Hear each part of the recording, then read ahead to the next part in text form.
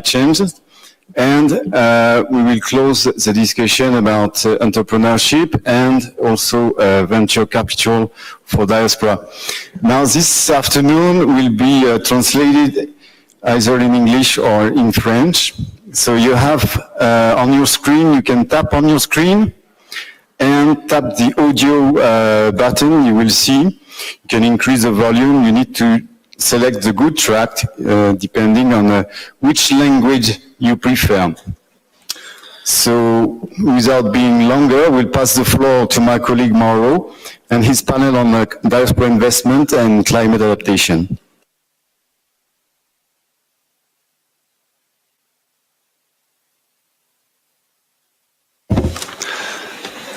Thank you very much, Fred. Welcome back after the lunch. I hope you had a good lunch, you enjoyed your lunch. We are back here now for a new panel discussion. This is a panel on bridging diaspora investment with climate finance. We're going to discuss practical cases. Yesterday, we had an initial taste of this discussion. We had a panel on migrants' contribution to climate adaptation. Today we want to get more concrete. What we know is that climate change disproportionately affects rural population and agricultural activities. And in this context, migration, both domestic and international, is increasingly becoming a consequence.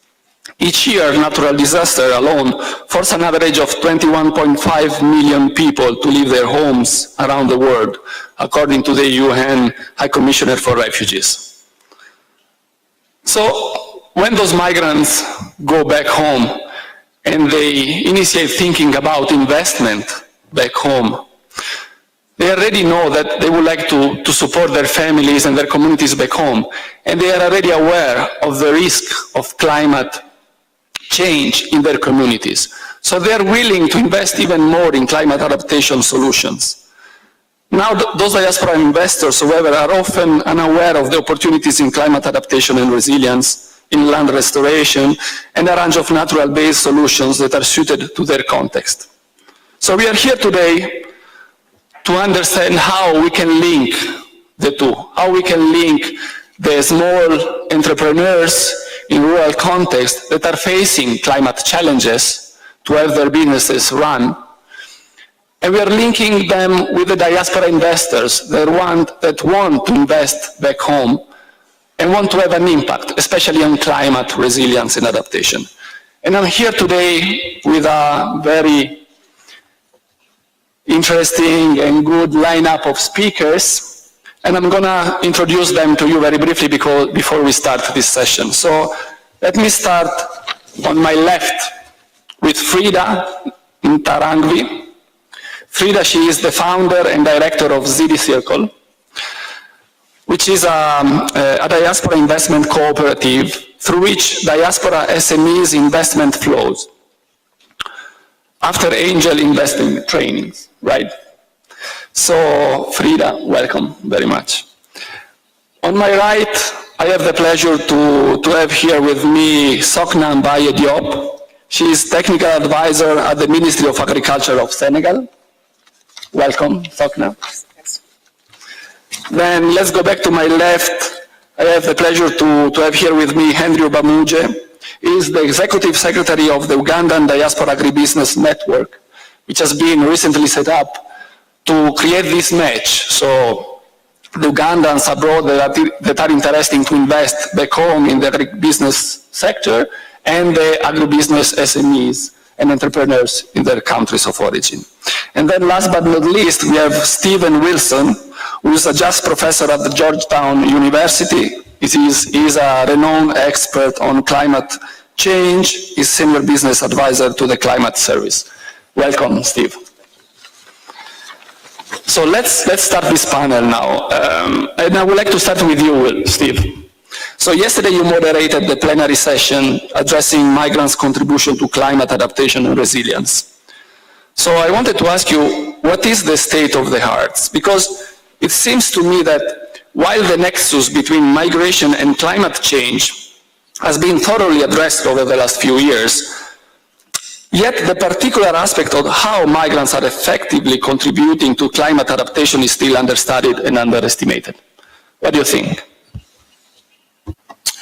Thank you, Mauro. It's really an honor to be here, and I agree that the connection with changing climate and migration has been established, or it's a growing area of research.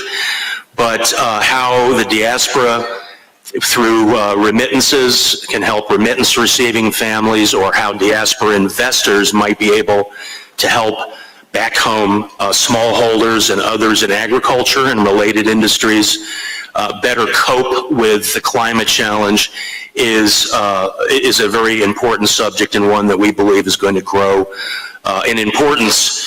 I guess today, maybe the first message is for anybody who's in agriculture or a related industry anywhere in the world, you already know the climate's changing. You may not know much about climate science or scenario analysis or anything like that, but everywhere we go, we talk to people who tell you that the rainy season doesn't begin or end when it used to, and the patterns are changing, precipitation is changing. We know about drought and invasive pests, and it's usually, this challenge is either about too much water or not enough at the wrong place and the wrong time.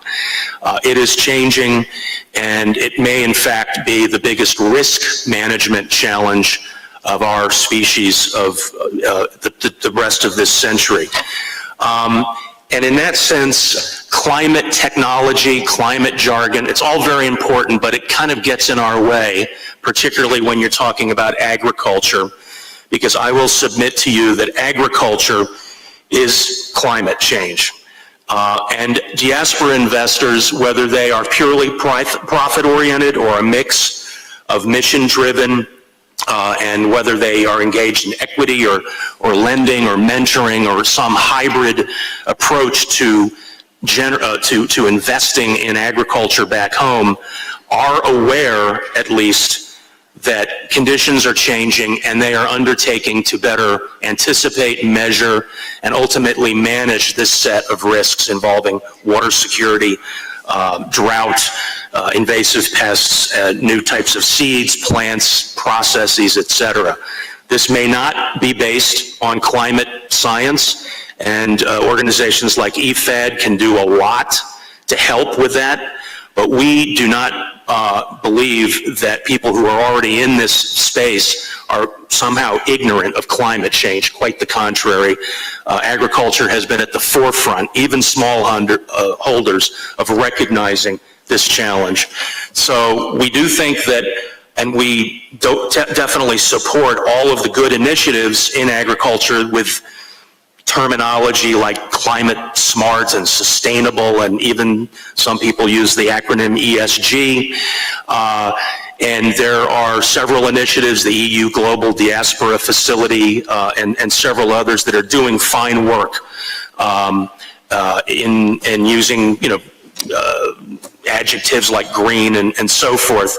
But the real issue is that agriculture is a growth industry in Africa. This is widely known. This represents tremendous opportunity, not only for diaspora investors, but for the people in agriculture at all levels in Africa.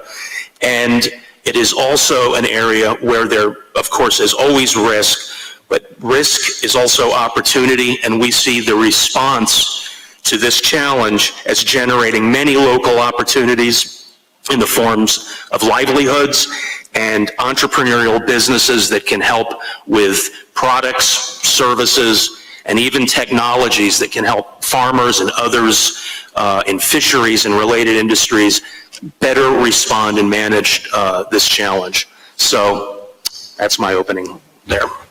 Thank you very much, Steve. So if you want to get a bumper sticker out of your first introductory remarks, I will say that investing in climate adaptation means investing in agriculture, right?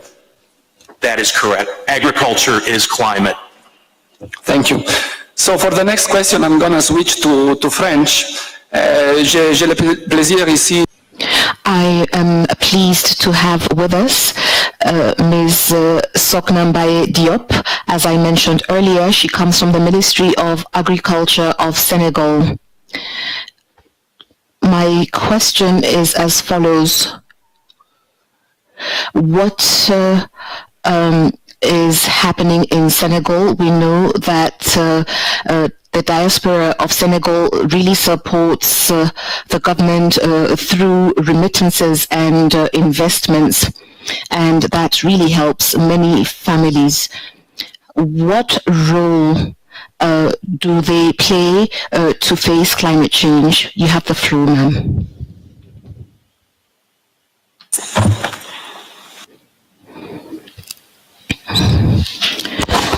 Thank you for giving me the floor. I'd like to thank IFAD for having organized this important meeting.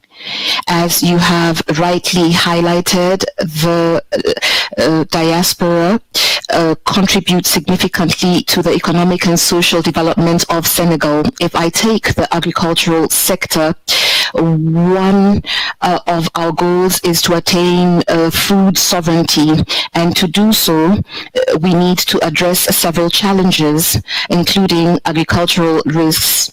And agricultural risks have been the subject of evaluations.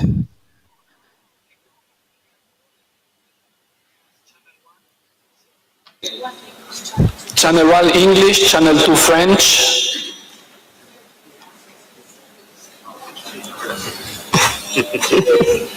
Yes, we said it at the beginning. Okay, you have on the screen, you have to push on the button that is related to your microphone and then select French or English. You have to push on speak. They have it, so, okay, they have it. So we have a colleague here that is there to help you. So if any one of you has issues with the interpretation, you can raise your hand and our colleague in the floor can come and help you. Yes.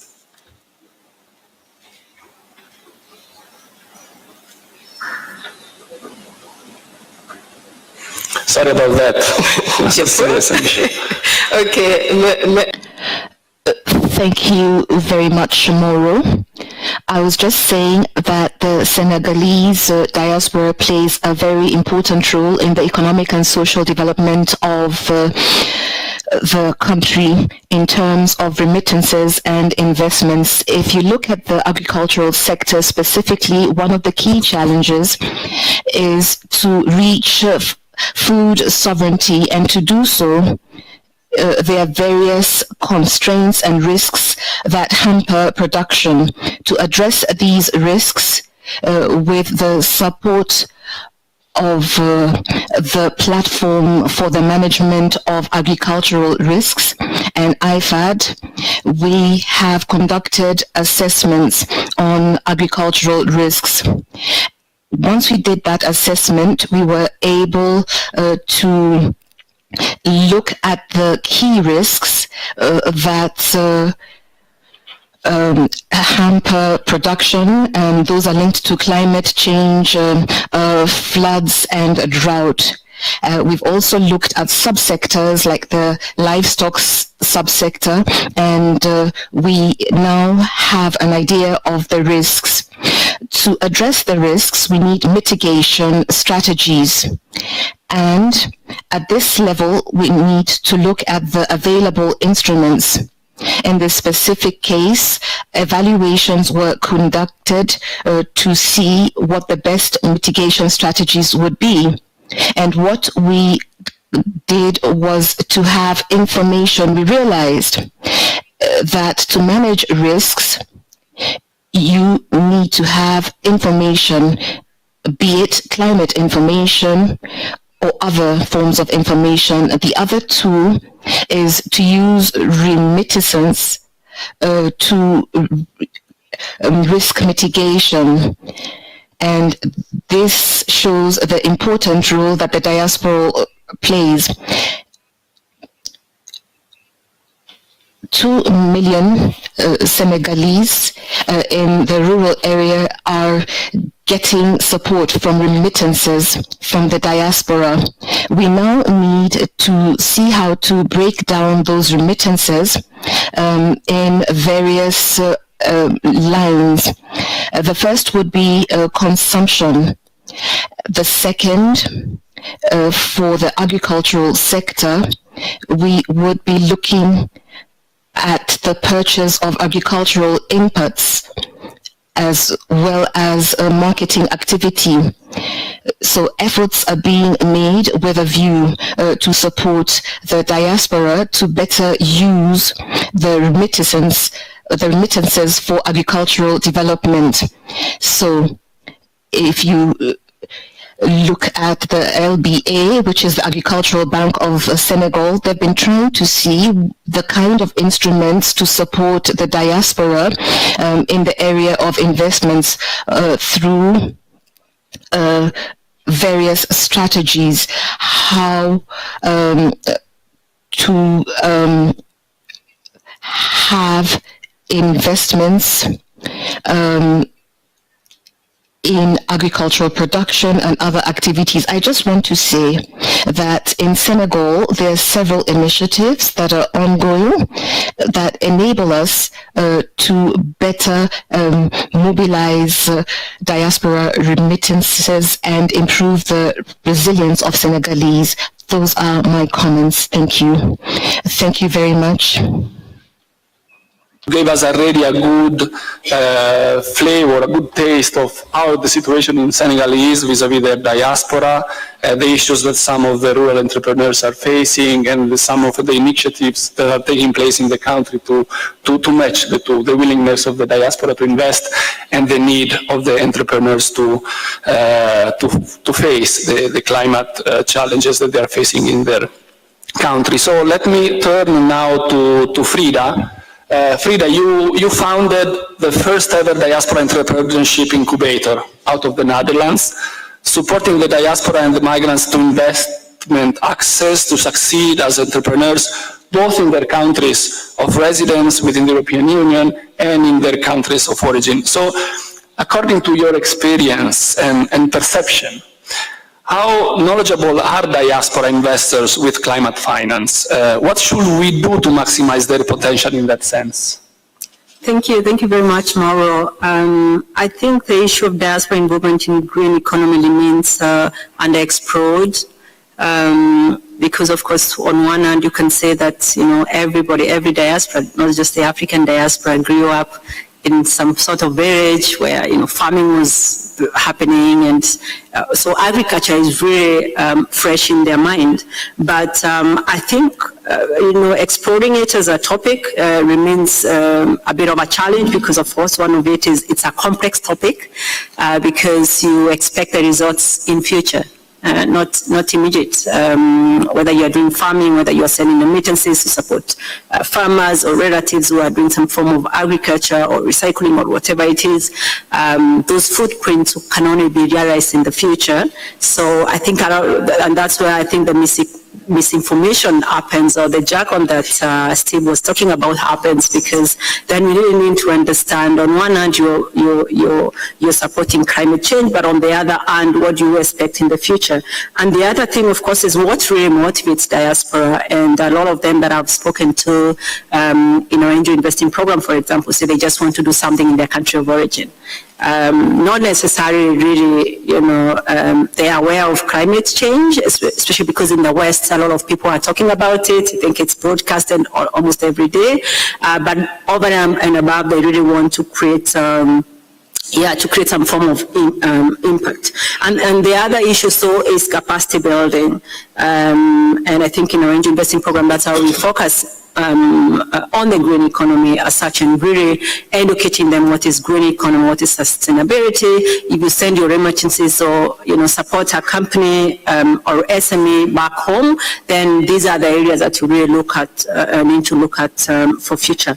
And of course, in terms of remittances, again, it's again the impact that you're going to make in future. But the good news is because all this African diaspora grew up in a setup of agriculture, and they are kind of aware of what is at least climate change that is happening. So it's really easy for them to understand and move forward, in terms of really now transitioning to climate finance and making sure that they are funding the right initiatives in the continent. So I think this means a bit of a multi-stakeholder approach, working with different stakeholders, and I'm going to demonstrate this on how we've been able to do this in our own work in different African countries, but also above all is really identifying the opportunities in the green economy, and this can be broken down in three components. The environmental awareness that whatever we do now, whatever we fund now is going to affect our environment, in fact the future, the economic opportunity, and that's where I think yesterday there's a speaker that said, let's not pretend everybody wants to make some form of profits, even though they want to make some form of impact. And I think the other thing is, of course, uplifting the standards of living and really trying to align this with the ESGs. I think all these areas need to be highlighted, to the diaspora, to make it, to make all of them move in the right direction, so that we are not talking about climate change, green financing on one hand, and the other people are there. So I think co-creating projects with different stakeholders is very important. Of course, in this sense, you need to work with a lot of incubators or entrepreneur support organizations in those countries of origin that you want diaspora to support. And of course, I'll be quoting some of the projects that we've been able to do, especially the project we did in Ghana, everybody that was involved, development organization, the government, the embassy, incubators, within the whole ecosystem to move together, because also the SMEs also need to understand, what is this we are talking about, the green economy. So, and recently we've already done a study on diaspora-driven green partnerships together with ICMPD.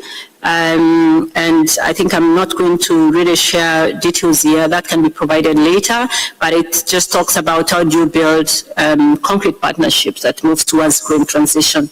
So I think in terms of remarks, I'll be able to share more in the coming comments. Thank you. Thank you very much, Frida. I remember some of the discussions that we had also this morning or yesterday on the difference between a normal investor and a diaspora investor. Indeed, the difference is that they don't just need revenues or just want revenues. They want to make an impact with that investment. This is what differentiates the diaspora investor from a normal investor, and this is something that you also mentioned very clearly. Thanks a lot.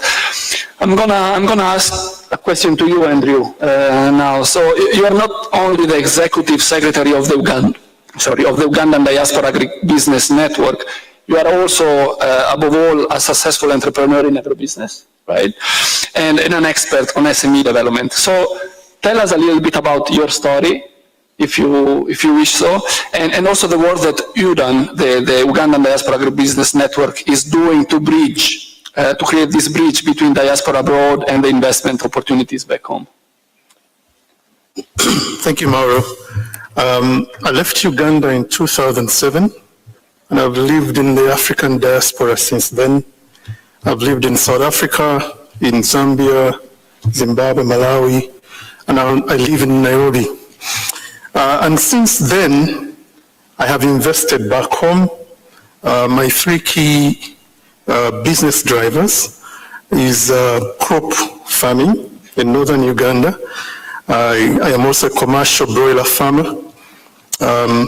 I also do hire tractors to smallholder and mid-sized farmers who cannot invest in their own equipment, and a number of other things. But those are my primary investments back home. And I'm here partly because since then, I can attest that I've lost a lot of money through family and friends, because you're never there. You send the money through remittances to people you think you can trust. In 2020, I was a second runner-up in the inaugural FAO Agribusiness Uganda Diaspora Agribusiness Awards because of investments I've made back home. And since then, I have partnered with the FAO in Uganda in Rome to set up the Uganda Diaspora and Agribusiness Network. We are a network of Ugandans living abroad who have invested or plan to invest in the agribusiness sector, have burnt their fingers just like me, but are still interested to invest back home. To your point of creating social impact, but of course I must say, and I would attest to any of my members, that primarily we invest for profit. So there is no way that I would send $10,000 US back home and not expect that to make money. It must make a profit. But driven by the three Ps. So for me, it's profit, people, and planet. Right? And that's how this comes to bear. We're very young at UDAN with the climate change adaptation strategy. My colleagues from FAO Rome and FAO Uganda are here and have been very, very solid in supporting us start to build this mindset. We're working with a team in the climate team at FAO Uganda and Rome to build into the UDAN strategy a climate change sub-strategy. And that will drive us going forward. What is funny is that I think listening to the rest of you is that as we talk more about this and open up our minds, we actually discover that we as the diaspora in Uganda have significantly already invested in this area. And what we need now is to bridge our knowledge across these partnerships to do more. The UDAN in particular stands for the intersection between diaspora skills, diaspora money, diaspora markets, diaspora technology, and the policy intersection, because as they invest back home, they need a regulatory framework that can support diaspora investment back home. So allow me to talk to just three things quickly. We bridge the gap between Ugandans in the diaspora, in Japan, in Sweden, the UK, in the US, in Nigeria, in Ghana, in South Africa, to bring their money back home through access to information. We have a compendium of investment opportunities back home. Investment promotion, we're busy building up an online platform to engage. We, last year, successfully, in a small way, did the first youth in agribusiness back home, matchmaking with diaspora and Ugandans in the UK to invest in a small way in climate-related technology.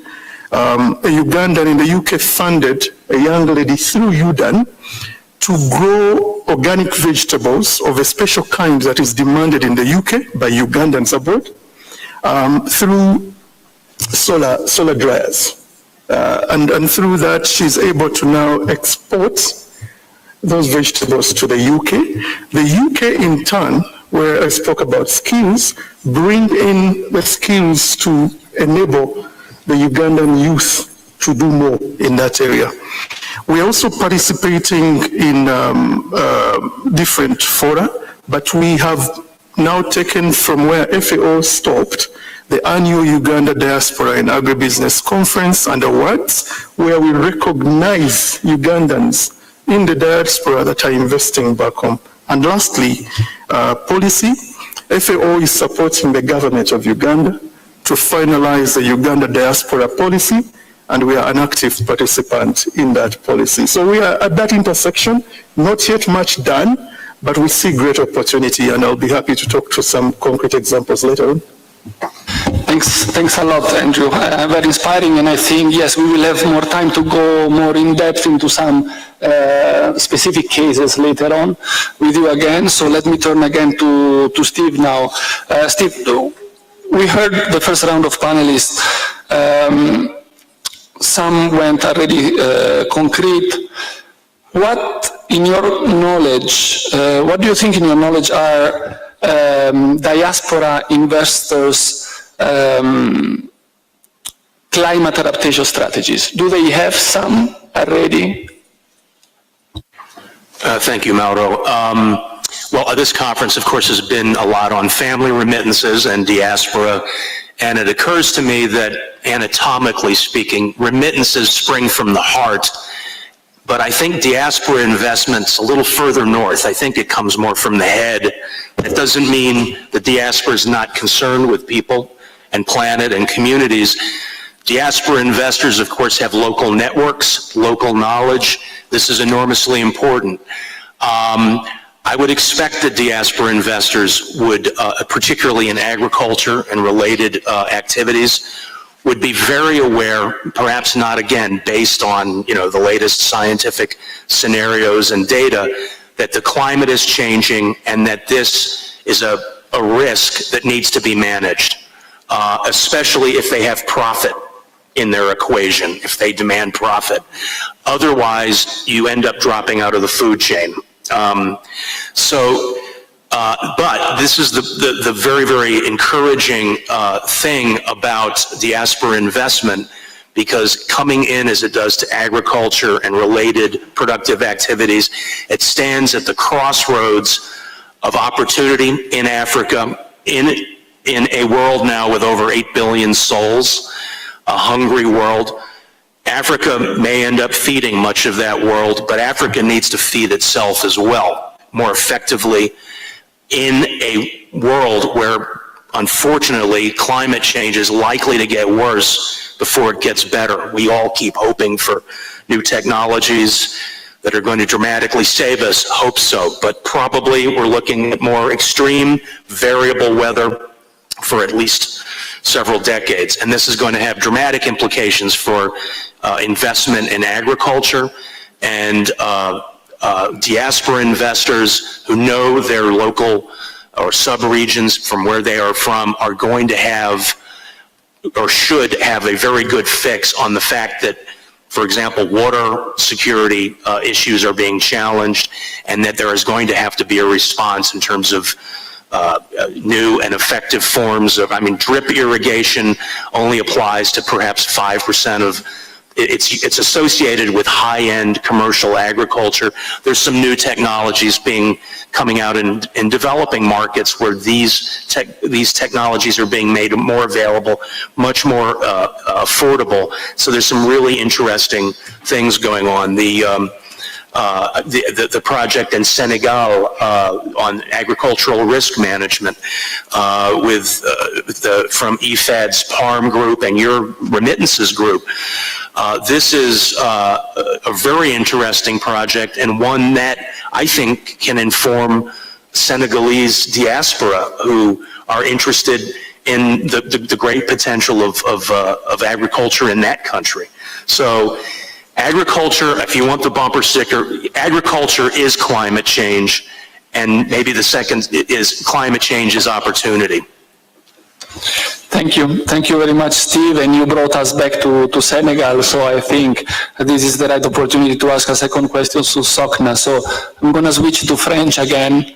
Please make sure that you have your earphones on and then it's working. Madame Sokna, Madam Sokna, we've talked about the diaspora strategy for climate change. On the other side, we want to know if there's a strategy related to climate change on the government side. So the Senegalese government has always focused on the diaspora and also on the issue of climate change. What is Senegal's vision on the way that they can support the diaspora towards development and to link this to climate change in the country? Thank you. Was it difficult? No, it's okay.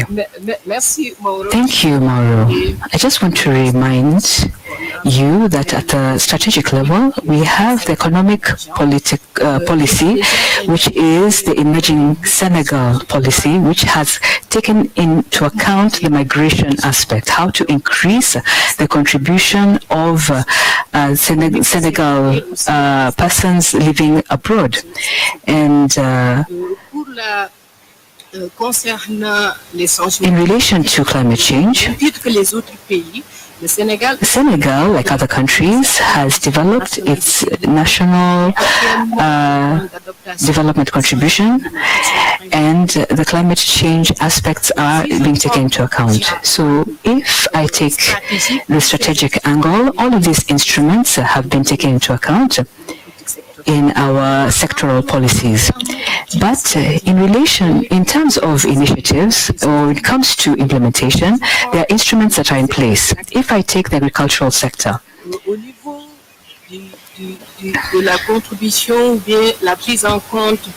when we look at how we take into account that sector, so there's a financial manna that comes every year, and this amount is about $2.5 million, which is about 2.5% of the GDP. So we need to see how to capture this financial manna, and there are instruments such as Return to Agriculture, and this is a plan that Senegal has put into place, and this has enabled to bring back a number of Senegalese living abroad so that they can come back and cultivate their lands, and also use the experiences and the technology that they've already acquired when they were living in the diaspora or when they were living abroad. So this is to show that there are some experiences that have been taken into account. And there are also some other activities that the Senegal government has implemented to deal with climate change. So there are mechanisms such as calamity funds, such as guarantee funds, and the calamity fund can support the agricultural national insurance, which will take into account will provide 50% of insurance to the producers, because the government gives subsidies of about 50% to these farmers so that they can be able to face these climate change events. There's also the support fund for investment, which can better capture the investments that are brought in by the Senegalese diaspora, so that these funds can be able to be invested into the development of the country. So these action plans to fight against climate change, all of these instruments that have been put in place in the Agricultural Bank are useful, but now we need to think further to see how we can harmonize all of these tools and better take into account the contribution of the diaspora within these instruments, because this is what will enable us to promote or to better use these investments in agriculture, which involves about 62% of the population, and this can lead to a food sovereignty and reduce poverty. Also, I talked about the support by WFP and FIDA. We have already finalized the development of a program related to sustainable agriculture. There are three components. One is information, which is very important when we want to fight against climate change. There is also the second component, which is the remittances as a way of reducing the risks. And so we want to see how to mobilize all of these funds in the fight against the negative effects of climate change. And we are looking for more funds. We hope that with the support of all the donors and also the contribution of the Senegalese government, we'll be able to implement this program, because in the long term, it is going to have a positive impact of the development of our sector, because we cannot develop policies or want to get to food self-reliance when there are all of these challenges in front of us. So it is very important to incorporate all of these aspects when it comes to the agricultural sector development. Thank you very much, Sokna. There are lots of activities that are being carried out in Senegal. So it's good to note that we are not starting out. We have already come up with a number of ideas and solutions. I want to come back now. English, switch to English. So Frida, let's go really concrete now. Do you have examples of successful interventions to support diaspora investment addressing climate resilience and adaptation back home? And what are the key innovations that you see in that domain? Thank you very much, Mauro, and I think it's very refreshing to hear what Senegal is doing. I think it's great mechanisms that they're put out there. I think it's really commendable. So in the past years, we are focused on green financing, and when we say green financing, we define and we use the definition that the Dutch Development Organization, SNV, uses, which is we focus on food and agriculture sectors, water, sanitation and health, renewable energy as a sector, sustainable manufacturing, but also any digitalization and technology that aids some of these sectors. So for this to work and for green financing to work, you need a lot of stakeholders. Of course, you need to build the capacity for the diaspora. You need a lot of stakeholders in the countries of origin, mobilizing green SMEs, incubators, governments that support neighboring environment. And I think you've already mentioned this, Andrew. But I'm going to focus on a case study, one of the projects that we implemented in Ghana.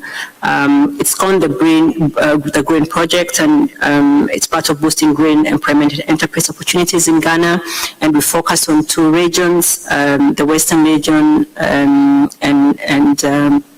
Kumasi.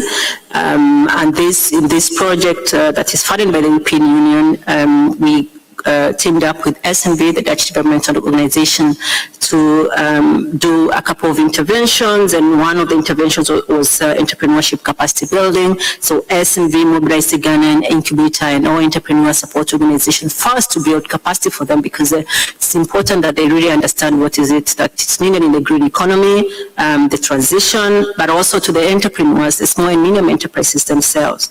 And on our part, we did also capacity building for angel investors, so mobilizing angel investors, diaspora investors from Ghana, not just from Ghana, but international investors, especially in Europe, but also all other African diaspora interested in doing this, but also putting them through training. We call it the venture backers training, which is really educating them on how to start doing angel investing. Because in a way, when we talk about investments and remittances, really it's the savings that they're using. So a lot of that remittances is going to consumption, but when you talk about investment, most of the time it's really the saving that is done, and it's intentional for the impact that they want to create. So the training program really was successful. I think it's something refreshing also for the diaspora, because in a way they really need to bridge that capacity gap and understand what they need to do. When you tell me support SME,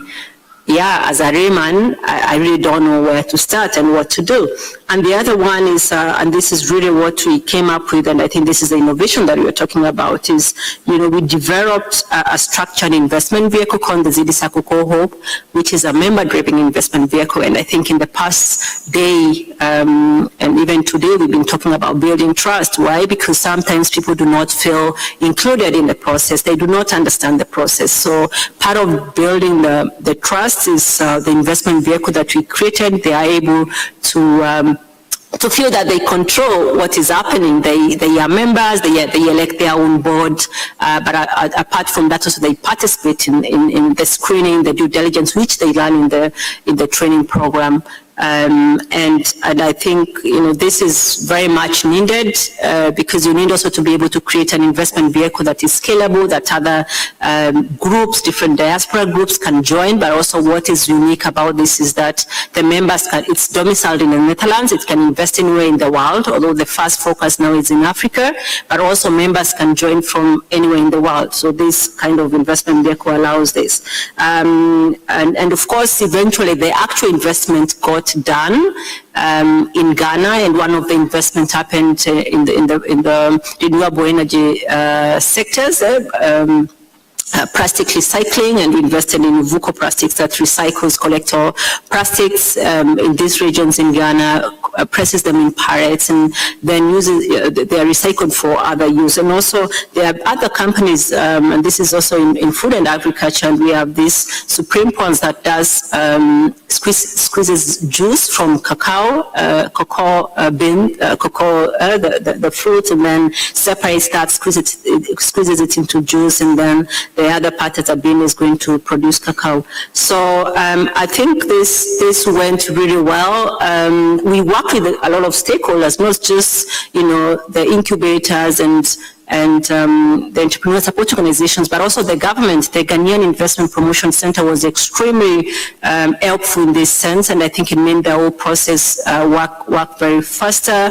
And I think it's also very important to mention that also a proper funded project makes all these things possible. Because I think one of the problems that I must mention this, I know you're looking at me, is because a lot of all these small initiatives sometimes do not go further if they're not really funded well. So I'll be sharing other interventions later, but also what makes it interesting is the way that the diaspora through technology, and this is now the combination of our platform, is that through technology they're able to see really if I'm investing in company X, I can see behind the scenes if I invested in equity, I can see how much I own in that company. I can be able to monitor that company online, and then they feel they own part of the process. So thank you.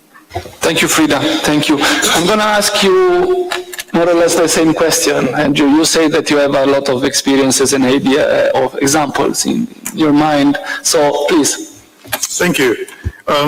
For us, we are forward-looking. I acknowledge the progress that has been made by colleagues like Sweetie. At the UDAN, we are at the strategy formulation stage, and we think we will innovate at three major levels. One is technology of course, everything starts for us with information.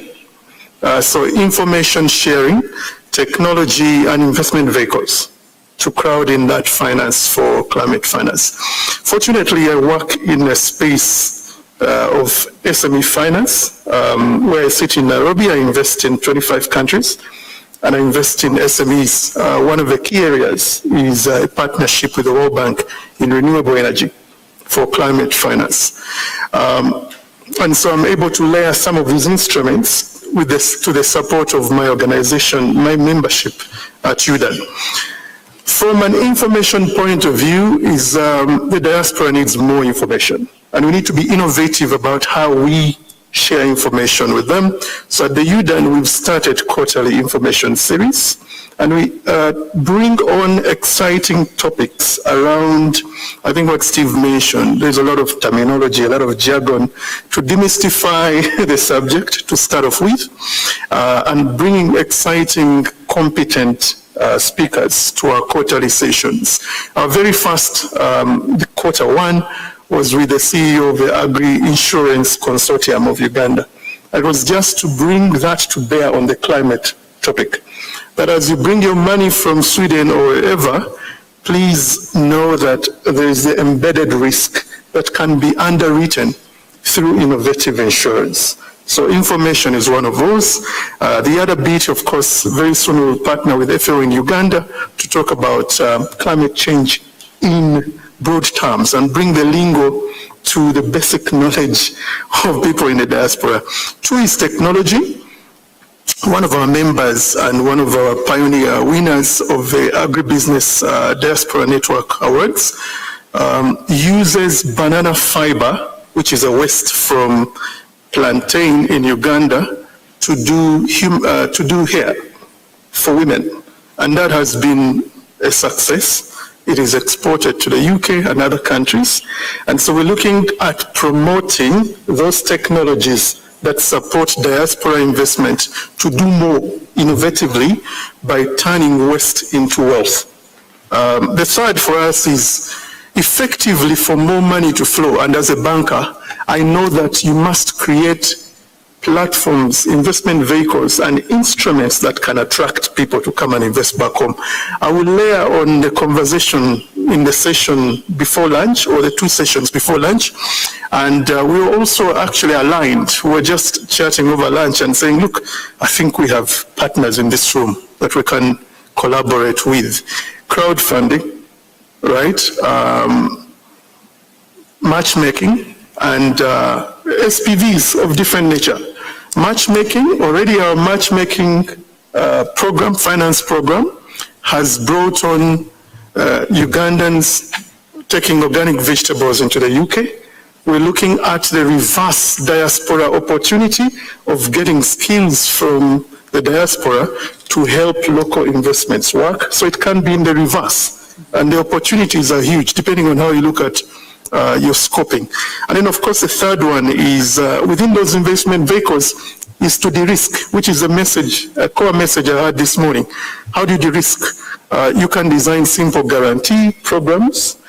We can talk with partners, donors, to give us first loss guarantee pieces to de-risk that high-level, first-level investment piece. And then lastly, to partner with technology operators. In my tractor business in Uganda, I have partnered with the ecosystem. So I've partnered with insurance, I've partnered with dealers, and I've partnered with cooperatives. So if we create an ecosystem innovation, the smallholder farmers in the cooperative want higher yield, the tractor suppliers want to sell more tractors, the banks want to lend more money. So in that investment structuring, we can do more and we can all win. Thank you. Thank you very much, Andrew. I think we are getting there. It's already 3 o'clock, but I wanted to steal 5 more minutes and go to the audience. If anyone has questions that they would like to ask to our distinguished panelists, this is the moment. Okay, so your floor is yours, yes. Okay, thank you very much, and thank you for the presenters. I just want to reflect on one issue and also ask for the possible intervention on the, for instance, in the Ethiopian context, as part of the Green Legacy Initiative, planting for around 20 billion seedlings in 4 years, we were planning to engage the diasporas on this initiative, and we have started a kind of project with one diaspora organization named Tomorrow's Tree. So with that, we have created a virtual platform so that that virtual platform have the digital map of all areas identified for tree planting, the whole nation, so that the diaspora can book wherever they are and they can make the payments based on the number of seedlings they want to plant, so that the women and youth locally will plant that tree. However, the initiative, no matter how innovative the initiative was, the consistency and also the amount of money the diaspora can pay for seedling cannot help us to maintain the youth locally so that they can protect that initiative. Maybe how can we network such grassroots youth and women associations to possible finances so that they can maintain on protecting the seedlings, whereas the diasporas can directly engage on this climate resilience economy. Thank you. Thank you. You can pick 1 or 2 more questions, if any. Otherwise, yes, on that side I see 2 people. Prince Engineer Dr. Chimbugwe, Special Envoy for Uganda in Diaspora. I'm supplementing to Mr. Andrew Ramuje regarding the policy for the diaspora. Uganda government is taking it up seriously. Before the end of this year, a white paper is soon coming, and we are expecting in January or February this document to come to the cabinet. Therefore, you should not be scared. Then, I'm contributing to all organizations and members who are here. There is need to have a mindset sensitization and mobilizing, including motivating our people in the diaspora. Because I've been telling my colleague, Madam Frida, that we have different categories of people in the diaspora who are sending money to Uganda, to Kenya, to Senegal, but this money is being consumed. They don't have something tangible. I stayed in Germany for 17 years. And I worked in Volkswagen and Audi in Volkswagen as their consultant, but I saw a lot of Ugandans who worked there for 7 years coming back to Uganda with empty hands because they didn't have an investment opportunity. Therefore, in this meeting, please, members, I advise all members in the diaspora to start thinking, saving their money through the bonds. Thank you. Okay, thank you very much. It was more of a comment than a question, but I think Andrew can handle maybe some comment. Just, I saw another person next to the sir. So, sister, please take the floor for your question. Thank you very much. I appreciate all your inputs. I'm happy to hear what is coming out. My appeal to the partners that is it possible for you to reach out to people like us, give us good hybrid seeds that can take care of our soils and keep it still safe, and please open for us the market, both especially outside, whether UK or America, because we know your needs and we can grow what you need, and that's the way you can help the grassroots people be motivated. Thank you. Thank you very much. So we got one question and then 2 comments. So I'm gonna look at Frida if she wants to answer the first question, and then maybe Andrew to react to the others too. Thank you. Yeah, thank you very much. So I think our friends from Ethiopia, we've heard what you're trying to suggest to the diaspora. But I think at this moment, sometimes the diaspora feel like we really demand so much of them. Like of course, we want them, for example, to give grants, do things. But I think we really need to change the mindset as well a little bit. Because if we design this program, I think it's an amazing program. It's going to change, the climate in a way, also in the future.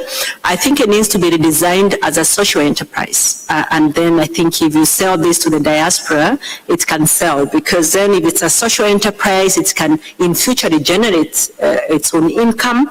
It can be a sustainable model, more like thinking about it's a business model. So then the diaspora will think, will know I want to make an impact, but this is something that can go on. This is something that also I can benefit as a diaspora in future.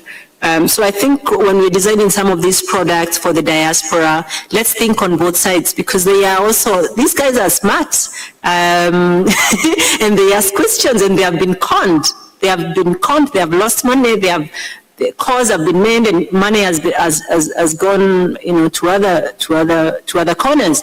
So I think that's my contribution. Thank you very much. Thank you. Let's be very quick. Andrew? Sure. So, thank you. I would simply say the same. People respond to incentives. I've worked in the diaspora since 2007.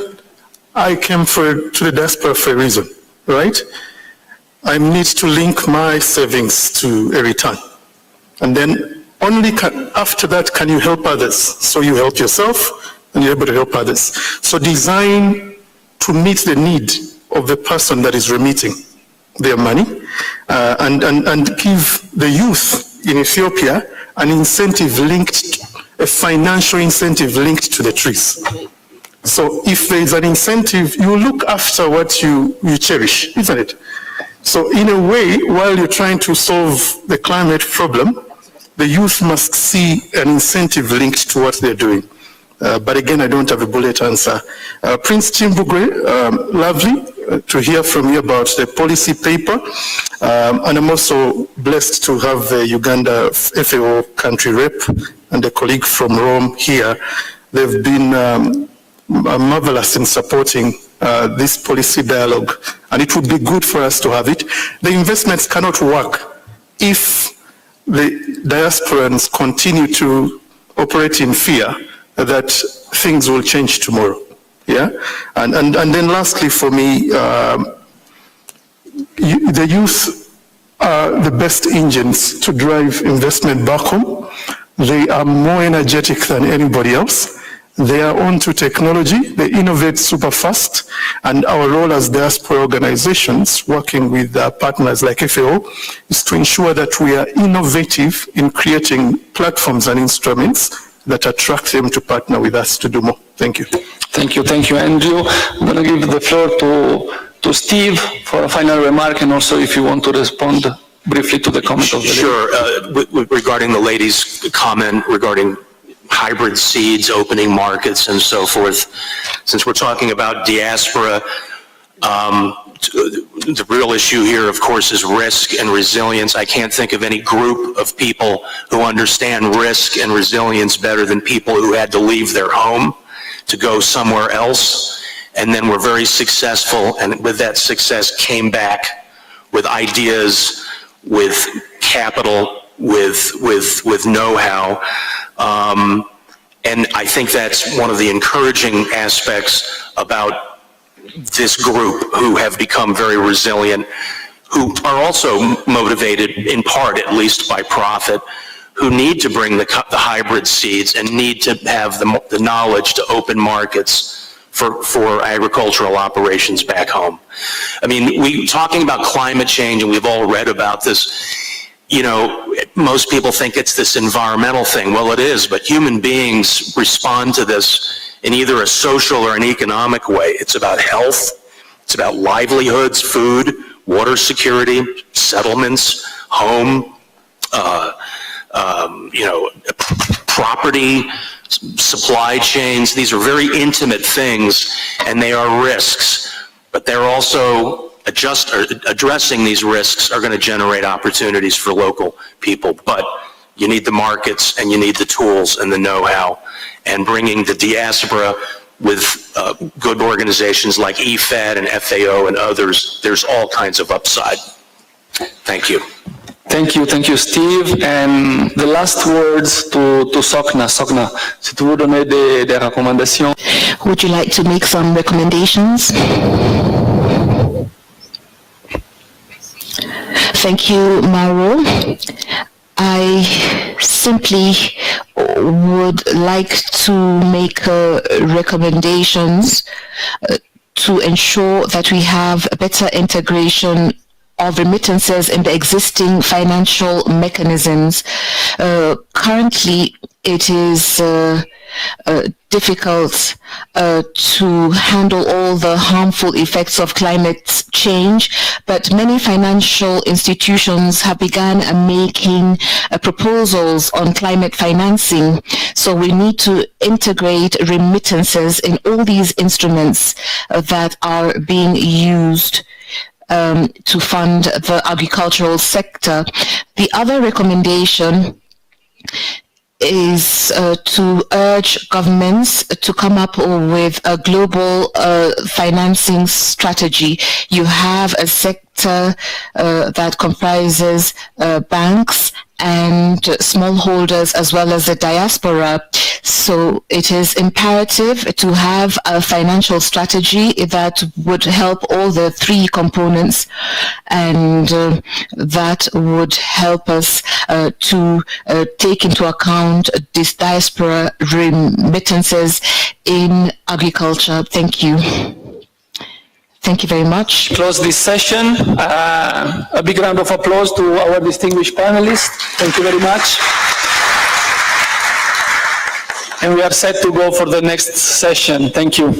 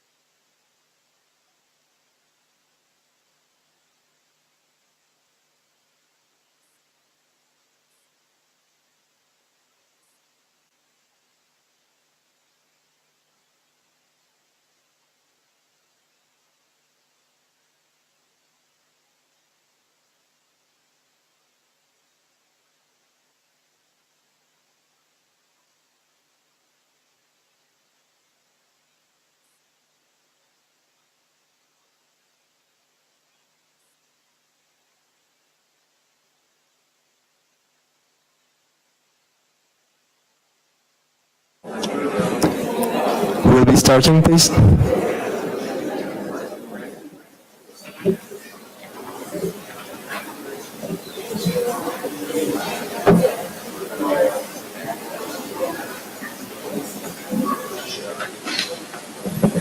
Good afternoon.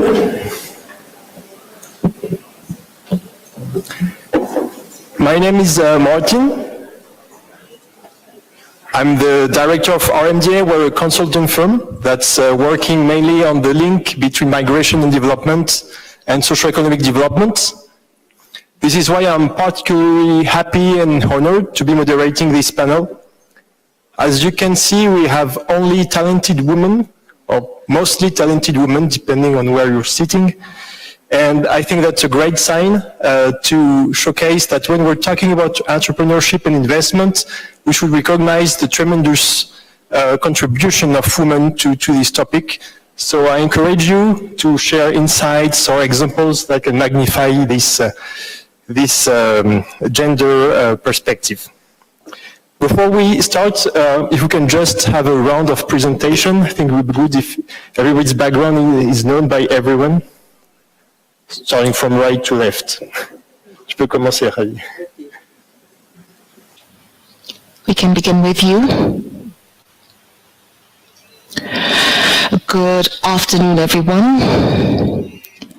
I'd like to quickly introduce myself. My name is Hadi Sahonyang.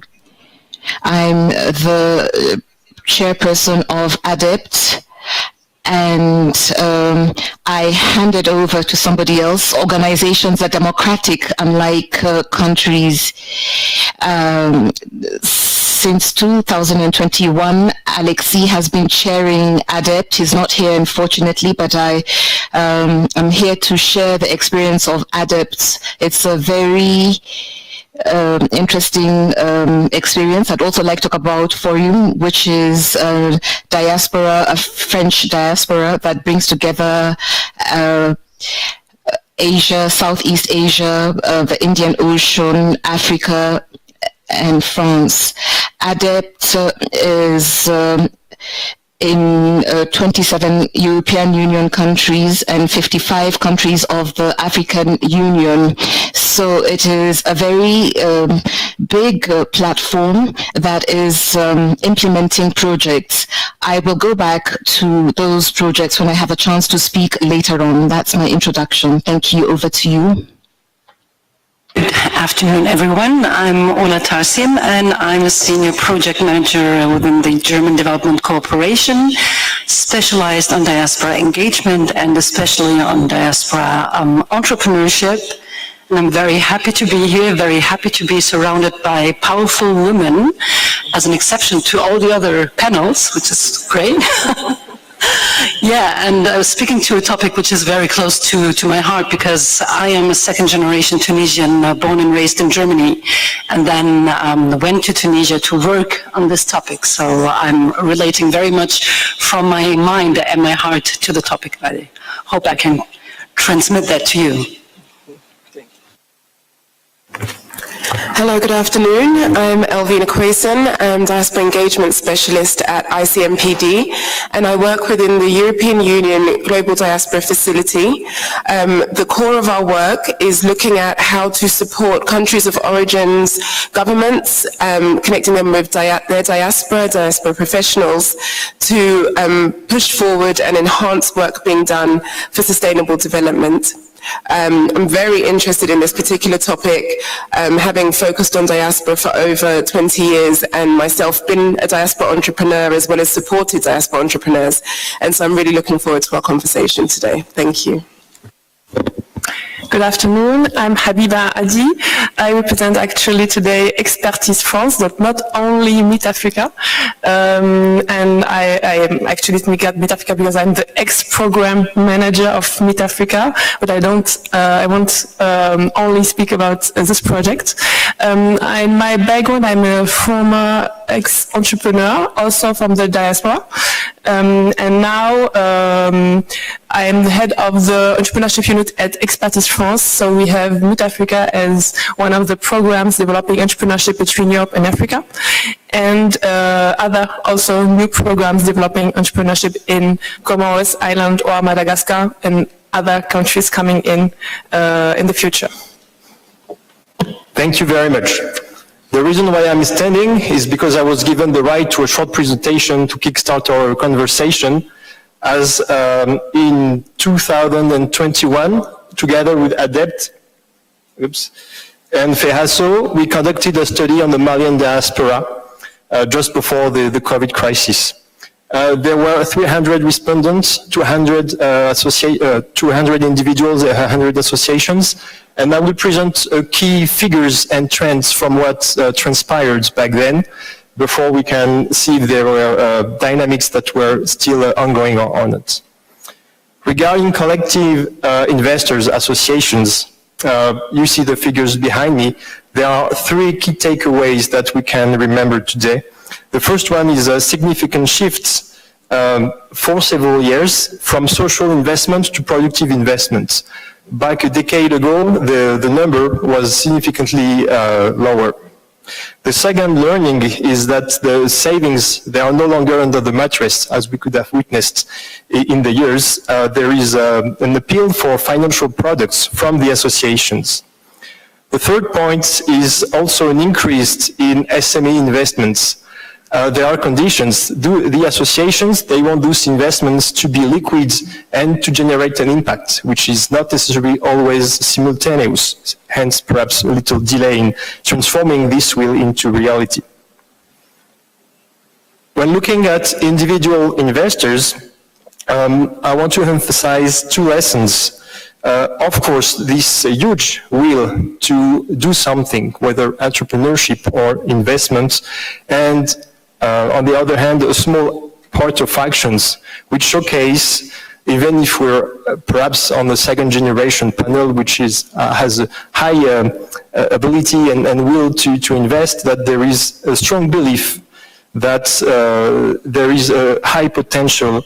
And if we can bridge the will and the commitment, it could derive in significant progress in back home. That was key figures to just pinpoint and set up the background.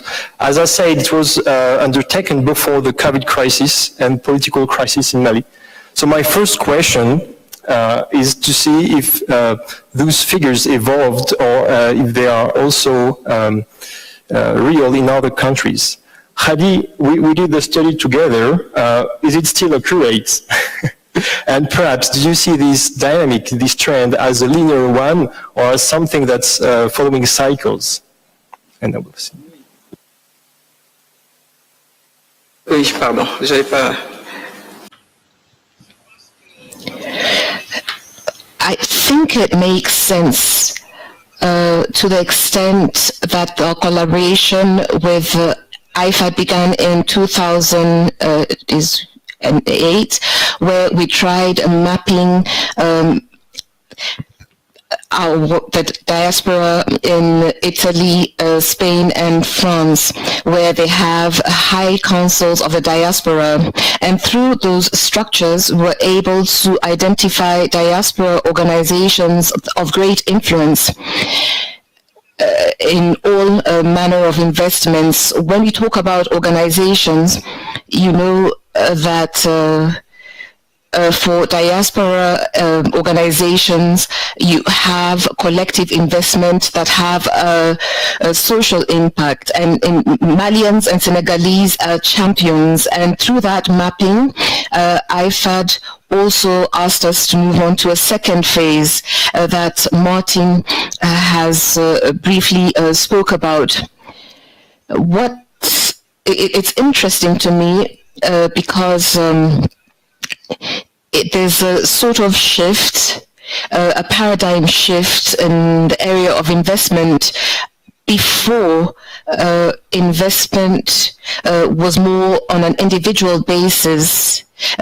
People in the diaspora would send money for a small poultry farm or for transport, etc.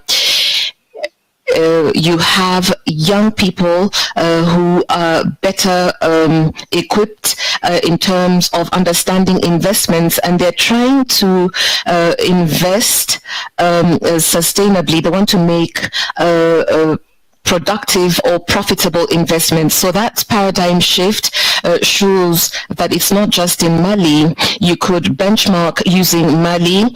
You could also use Senegal and other countries. These kinds of investment need to be taken into account. So when I look at the study that has been alluded to in terms of the localization of programs, it's often in big towns. But this morning, the first panel demonstrated that agriculture is of great interest to young people. Africa is the food basket of the world, and when you talk about food basket, you see multinationals and countries like China that are coming to literally grab land in Africa to farm. So we need to ask ourselves questions about the great potential of our land and our solar potential. That would be important for our economic development as well as the creation of employment for youth. Sokna say that agriculture is one of the priorities of our country. We need to take into account new paradigms, new procedures that to find out whether or not youth are interested in investing in government institutions or in private institutions. So when we talk about challenges and constraints, we could talk about why youth are not ready to invest. There's a lack of trust or mistrust with regard to government management and the administration. So then that is important to keep in mind. The study is very current because it's the beginning of something that we can develop further. In Mali, it's true, we're not been able to see the impact after the study, but it's something that we should follow up on. Yeah, Tunisia had its share of crisis too. Did you observe the same trends or dynamics, or is it different from what we saw in Mali? I would say it's both. It's a little different and it's similar. So when we look at 2011, the famous Arab Spring that started in Tunisia, we've seen a dynamic of a lot of youth, young people that aspired and wished to go back and do something for Tunisia. And maybe I would emphasize the do something for Tunisia, because doing something for Tunisia or for any other country doesn't necessarily mean investing. But we, and when I say we, it's governments, it's the government of Tunisia, it's the German Development Corporation, it's the diaspora in itself that confused investment and entrepreneurship with doing something in general. And we saw a lot of people that then really invested. So since 2011, there has been waves of diasporans who came and invested and started their startups or SMEs. But we've seen at the same time a lot of frustration, as well as some attempts and then quickly the decision to not invest, which go with a lot of factors I will come back to in the second round. Thank you. Elvina, you perhaps have a more European perspective with ICMPD. Did you see the same from other European countries and to other African countries, for instance, or Asian countries also? Sorry, did I see the same? The same trends of increased interest for entrepreneurship and investment. Sure, and beyond, really, also beyond the experience with ICMPD, it's been quite a long history of looking at predominantly the relationship between the diaspora in the UK and Africa, and then other European countries in Africa. So I would definitely say that there has been a trend, a marked trend, particularly if I look at a country I'm very familiar with, Ghana, and over the last 10, even 15 years, you've had an increased interest from young diaspora who are now slightly older diaspora, and also what's our bracket for young is another question to look at, and looking at how they can invest into Ghana and other countries on the continent. I liked that Ula brought in the broader way of looking at investment, because investment has and does, and I will look at that, cover the financial investment into a country, but also now we're also increasingly seeing the use of time and skills, which can often translate into a financial return. And some youth are using some very interesting ways and innovative ways of creating those opportunities. So some of the challenges that we've seen across the board, whichever age range and demographic, in terms of investing, has been in access to accurate, timely, and relevant data.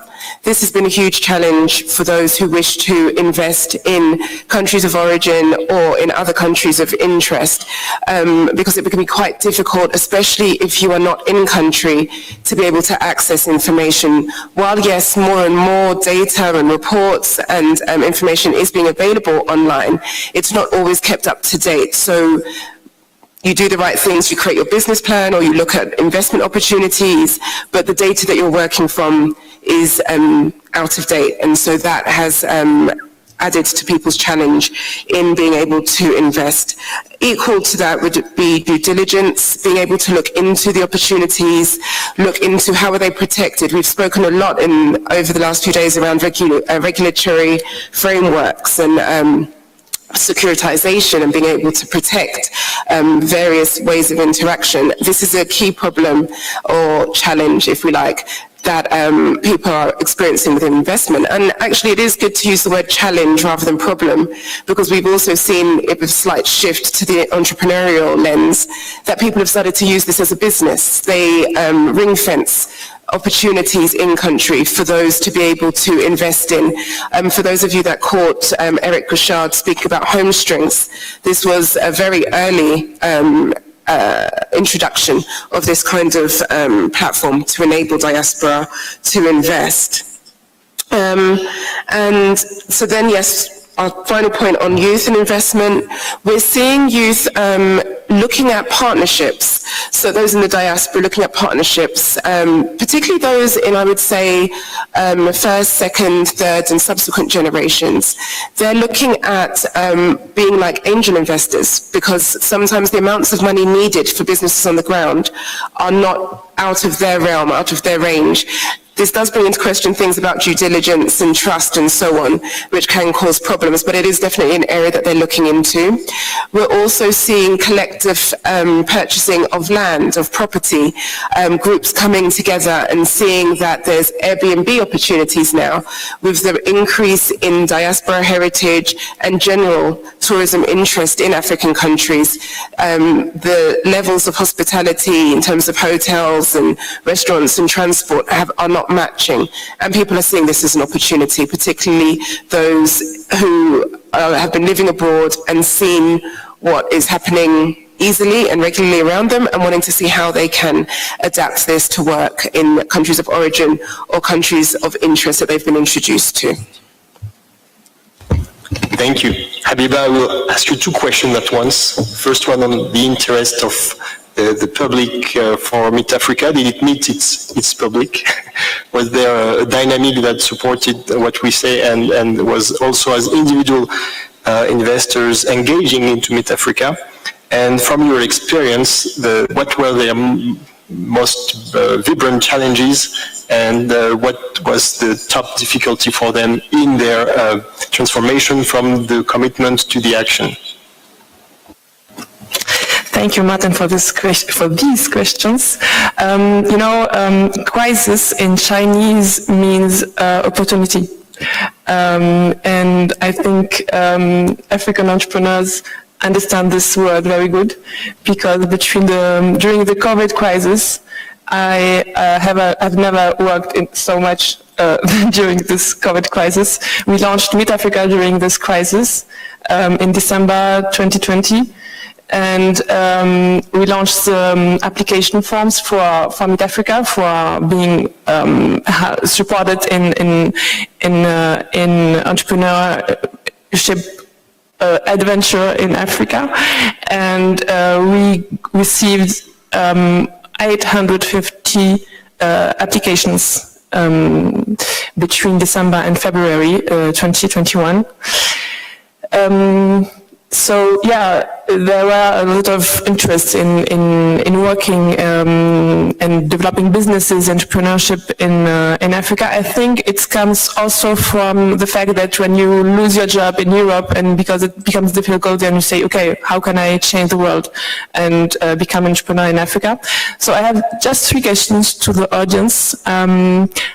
So I want to interact with you. How many of you are entrepreneurs? Okay. How many of you dream of becoming entrepreneurs? It's the rest of the room. The rest of the room. Eric, you are an entrepreneur. And how many of you are from diaspora? Okay, so more. Okay, thank you very much. So yeah, I think there is this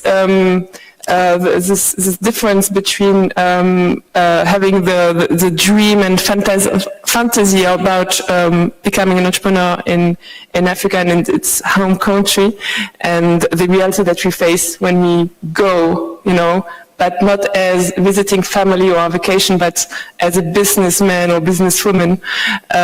So the first challenges that entrepreneurs tell us about how they live the first steps in the home country and doing the administrative procedures, etc., is that they are not recognized that as investors. They are recognized as people living there or living abroad. So if you need one paper to register as a business, and I know in Tunisia or in Morocco or in Senegal, maybe you need 2 weeks because one office sends you to another office because you need a paper, and then the second office sends you to the third office because there is a new paper coming out, and you don't have the first paper that came out from the first office, and you lose so much time looking for some simple steps, having these administrative issues done.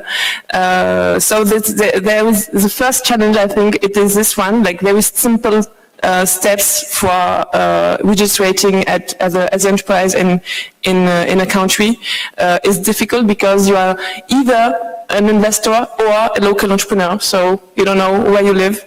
The second one is HR.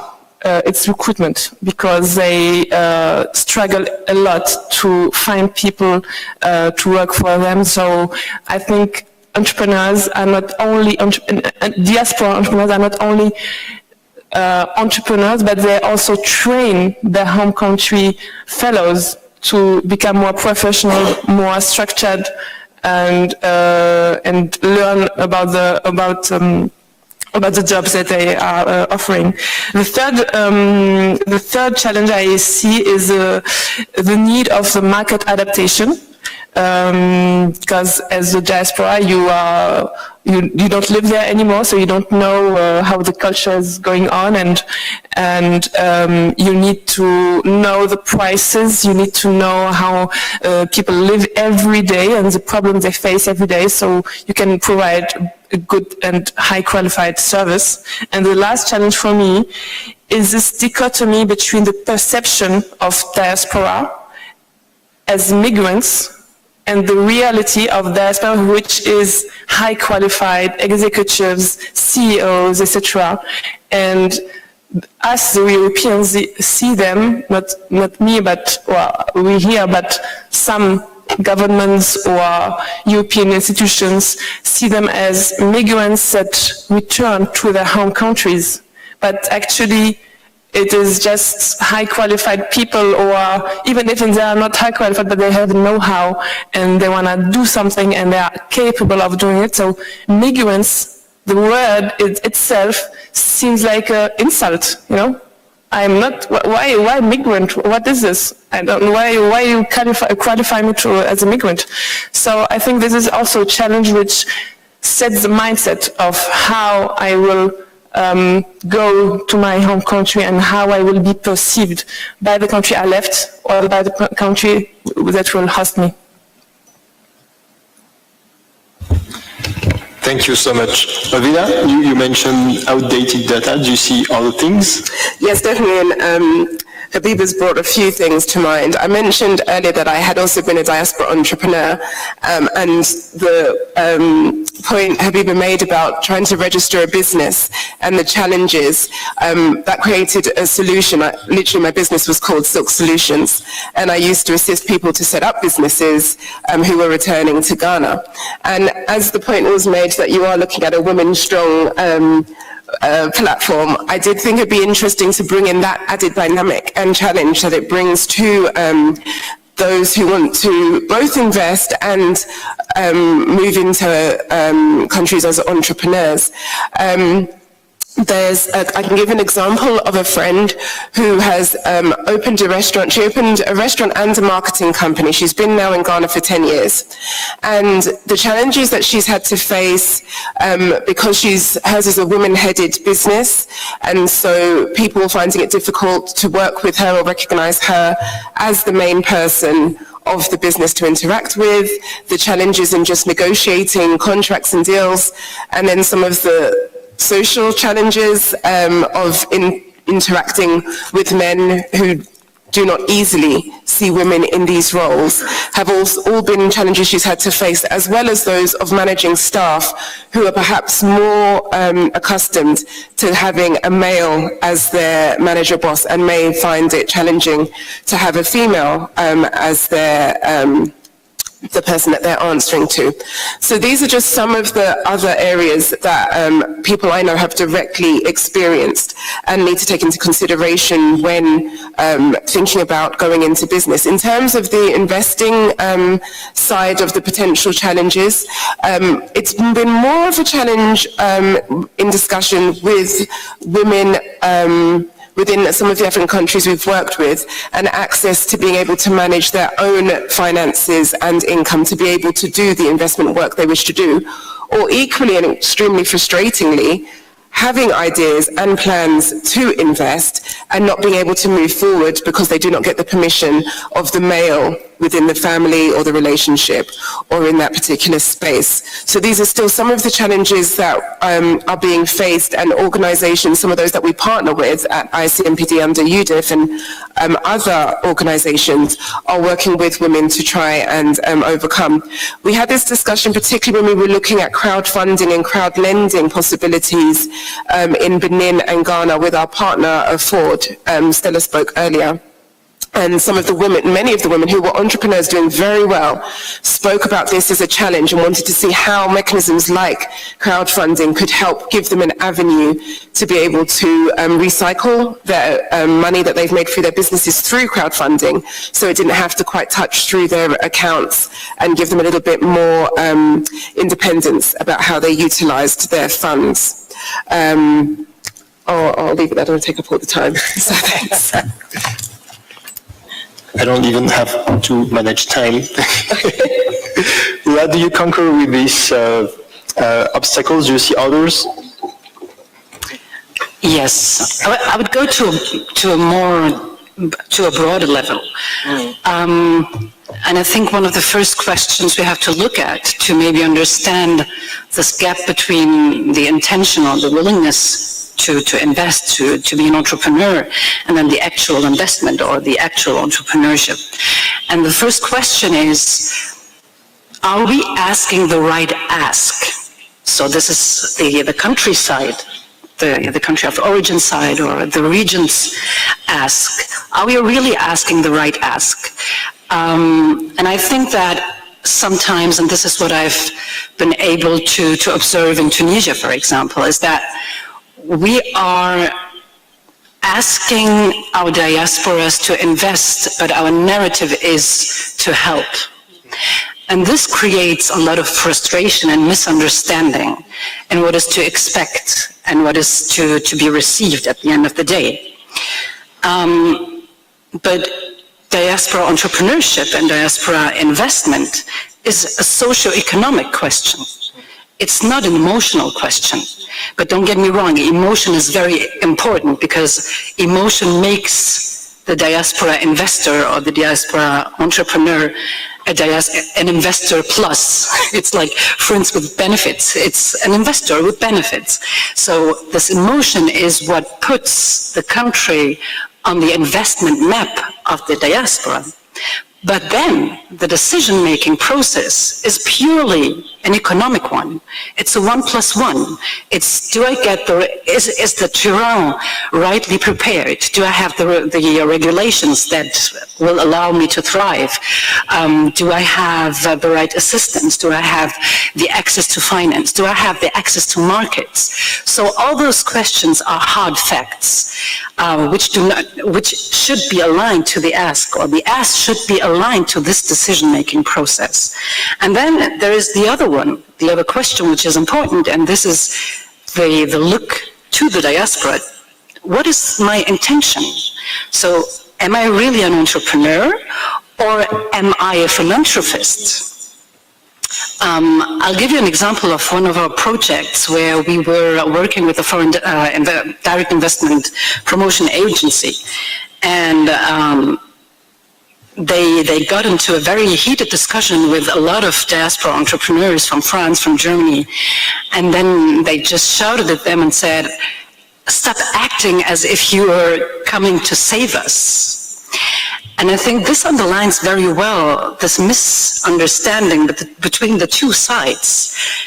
It's wrong to be an investor and coming with the attitude, "I'm helping you out." And it's wrong to ask for help and then expecting them to be investors. So this should be really well prepared and designed in the way we approach and in our narrative and in our country marketing strategy for investment.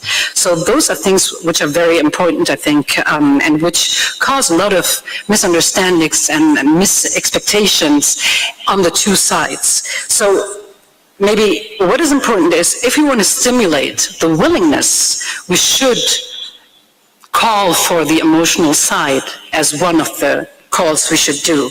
But if we wanted to translate into actual investment or actual entrepreneurship, we should put hard facts on the tables, due diligence. We should prepare everything that is necessary to understand about the market, about the restrictions, the regulations, the obstacles, but the opportunities as well. They should be very visible. I will leave it to that. Thank you. Khadi, je posais un peu la même question. Kati, I'm going to ask you the same question. I'm going to answer on that question because we're asking good questions. And especially investment when it comes to gender, when it comes to women, how women are perceived when it comes to entrepreneurship. Many women are entrepreneurs, and I want to talk about Nana Benz, who died recently in Togo, and to show that women were always the initiators of companies with models that have succeeded, like Nana Benz in Africa.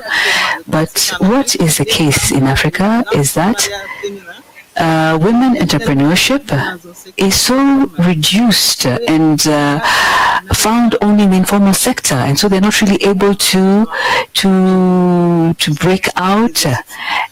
And so when it comes to that, also when it comes to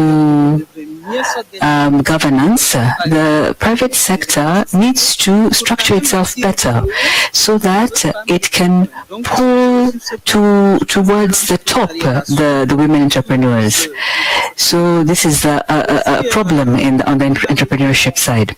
And also it comes to the emotional aspect.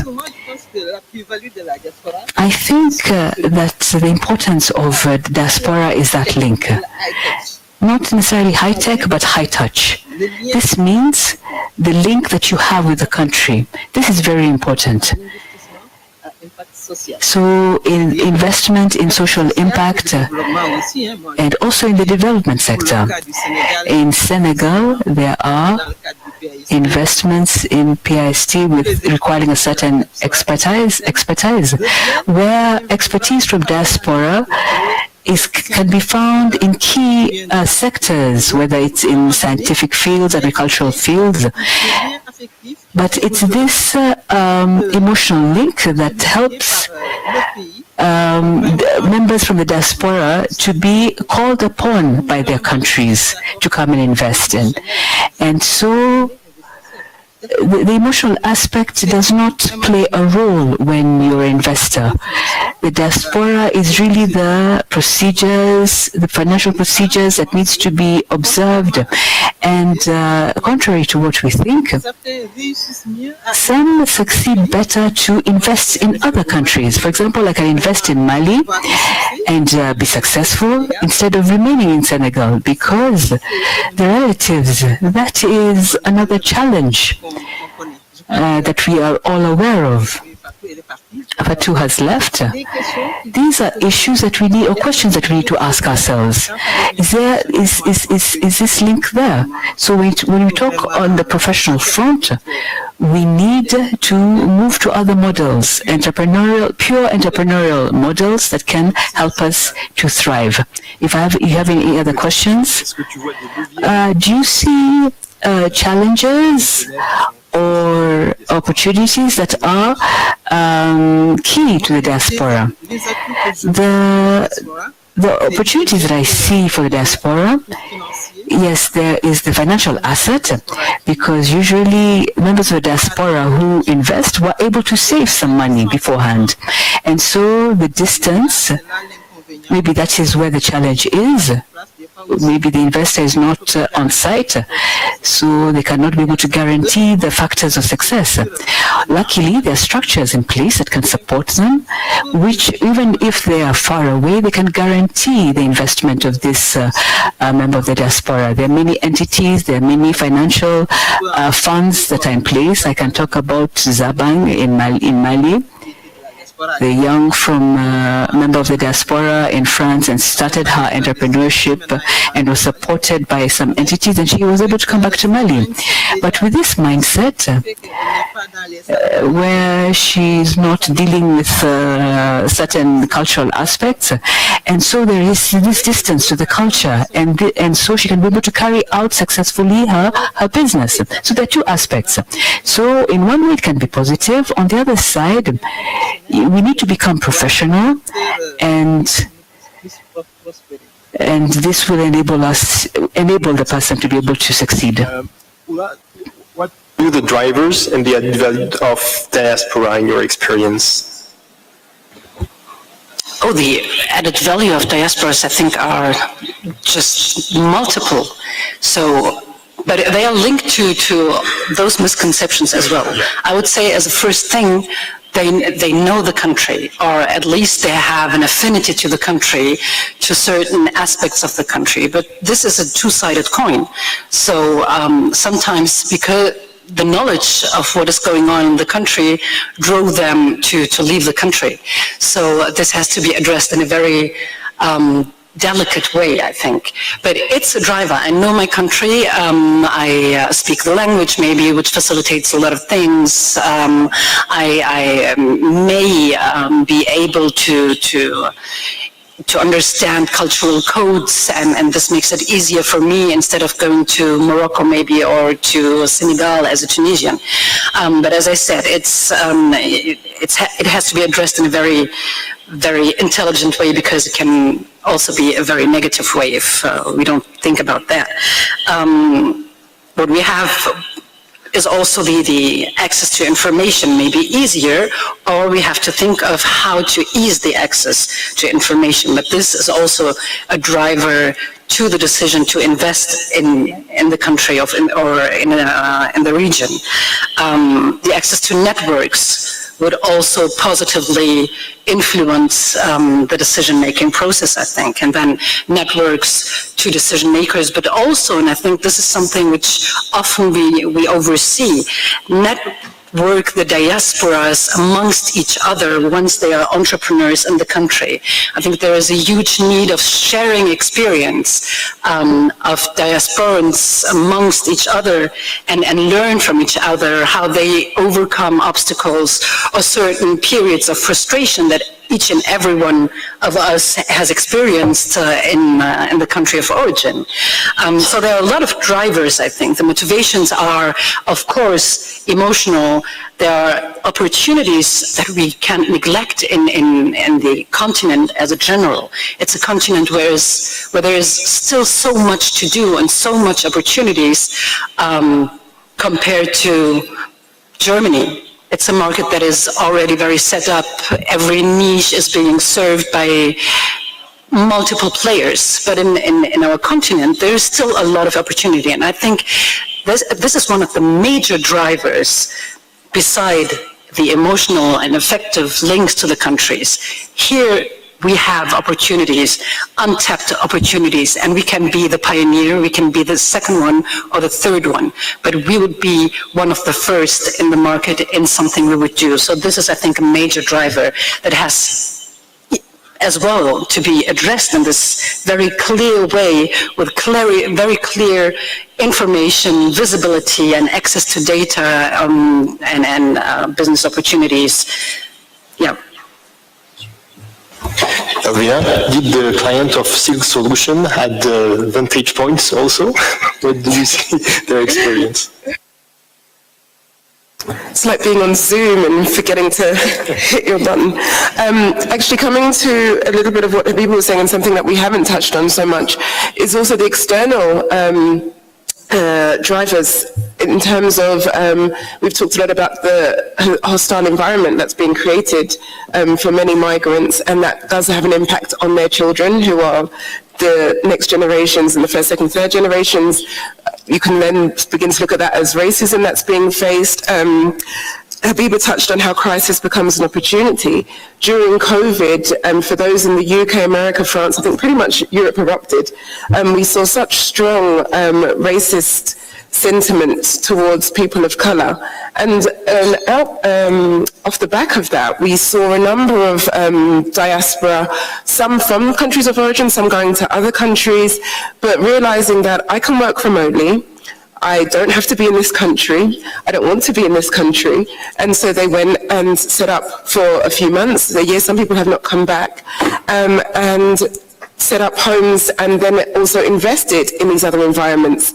In Ghana, we talk a lot about the year of return and beyond year of return, and a lot of this is also being driven by the strong desire of African Americans and then those within Europe, diaspora within Europe, to want to invest in Ghana, who, as was spoken about, has set up an enabling environment, or an increasingly more positive or instructive enabling environment for diaspora to get the information, to get the data, to understand who's there to support them, to invest in property, to invest in a business, or what have you. And so it's very important to look at that impact and driver on diaspora and their investment and entrepreneurial journeys. And then within the local environment, there's an increasing need or understanding of the realities of those in the diaspora, and this also needs to be increasingly built upon. That dynamic you were talking about, help me with one hand and stop trying to help me with the other hand, is very real and will continue, to be honest. It's going to be a difficult one to address quickly, but through a training that happened very recently, within the training a real breakdown, a really good generational breakdown of diaspora, what they experience, why they want to connect with their home countries or countries on the continent took place. And it really shifted the participants who were local entrepreneurs and how they perceived diaspora, and also helped them to start to see how that they could interact with diaspora as potential customers. Be it, a lot of them are within the agricultural sector. And again, the same needs were required. They need to understand the diaspora. They need to have access to data and information. Quick plug, there are some amazing diaspora mapping flyers at the ICMPD stand, which feeds into this need for information. I'm laughing about it, but it is true. If you don't know where your potential customer is, or you don't know what they're going through, or you don't know how to interact and understand them, then that also becomes a challenge, whether you have them as investor or investee, or if they want to build partnerships for business and so on with each other. So that's another area for us to keep in mind as we look at these drivers. Great. Habiba, do you see a common denominator for Mid-Africa entrepreneurs who are successfully creating and are developing their companies? Common denominator as in the different countries, you mean? Or? Yeah, the key to success. Just give them to us. Okay. Common denominator. Yes, there is a shift and new tendencies. So Mid-Africa is operating in 6 countries. I didn't precise it. And Tunisia, Morocco, Senegal, Ivory Coast, Mali, and Cameroon. So 6 very different countries. And I was afraid actually that we have 6 Mid-Africas in every country. So we tried very hard, very, very hard to have this highlight on this one DNA of one project, you know, in the 6 countries.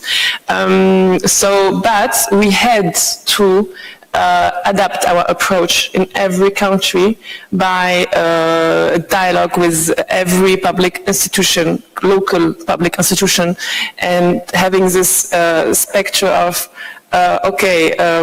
Cameroon diaspora is very different of Tunisian diaspora, and we cannot implement exactly the same activities everywhere. But in general, I can have like some tendencies. I will speak for tendencies for the entrepreneurs, like very pragmatic ones, and then but more macroeconomics. For the entrepreneurs, of course, we have traditional projects in agriculture or in education or in business, like selling handcraft products, etc. But even if in traditional sectors, we have a lot of tech everywhere. Like we have e-agriculture, we have e-handcrafting businesses, health tech projects, etc. And the great surprise that we had is that we discovered really big boldness actually in entrepreneurs, in our entrepreneurs. And we have, I will give some examples. In Morocco, for example, we have a serious game platform for education. So, you know, it's education, but it's on serious game, implemented in Morocco, created in Morocco and everywhere. We have a lot of recycling industries. We have the future Elon Musk. The African future Elon Musk. Yes, he's producing electric cars and buses in Senegal. So very proud, and we are hoping him a lot of luck. And then, for example, in agriculture in Cameroon, we have 2 great girls, which seems to be twins, but they are not even sisters. They export exotic fruits from local farms in Cameroon to France through the blockchain. So every step from the producers to the restaurant, the gourmet restaurant in Paris, is followed on the blockchain. So there's 100% transparency for this product. And we have also made in Africa chocolate, because maybe you know, maybe you don't, but Ivory Coast chocolate is not produced in Ivory Coast. It's produced in Switzerland. So our entrepreneur trained women in Ivory Coast to collect, but also to transform chocolate. So we have Ivory Coast chocolate in our entrepreneurs. So yeah, we have very different tendencies among the entrepreneurs. And more in the ecosystem, there is this double speed, two-speed, evolution, where the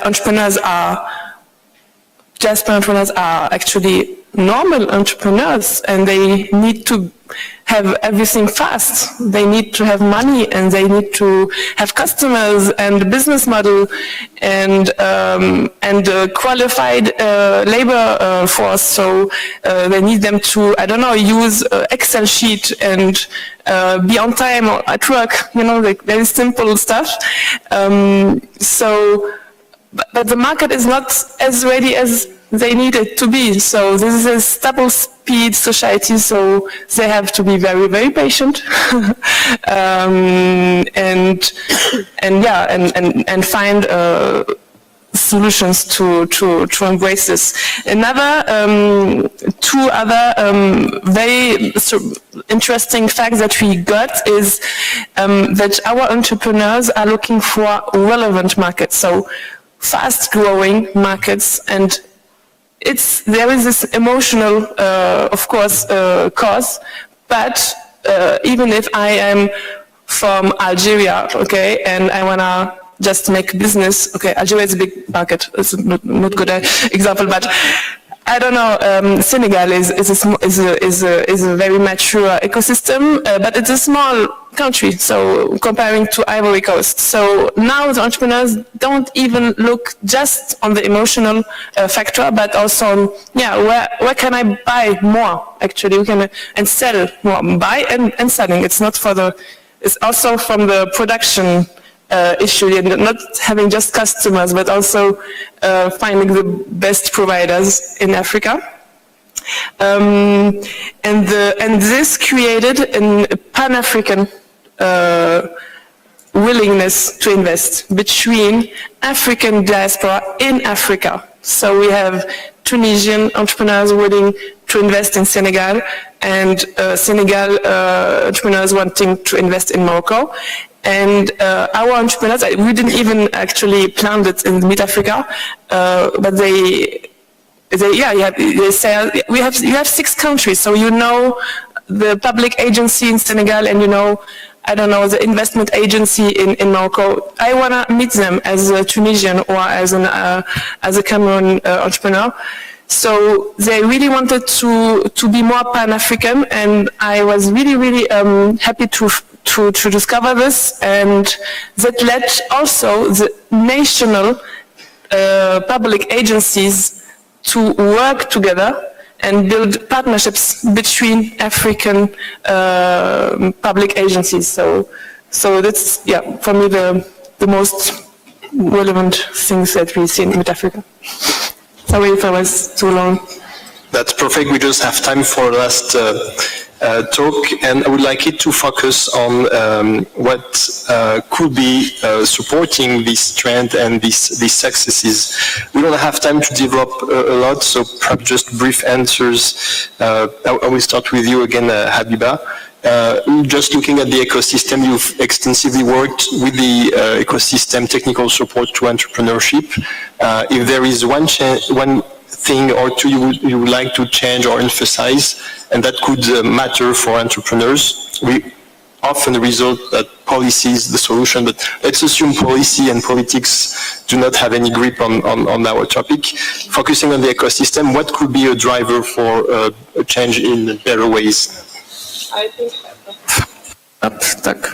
it's automatic. It's open automatic. No. Oh. I think but we forgot actually that incubators they run after money actually and after donors, and it is one of our challenges as international cooperation agencies. because we launched une new, comment on dit, appel d'offres, Martin, comment on dit?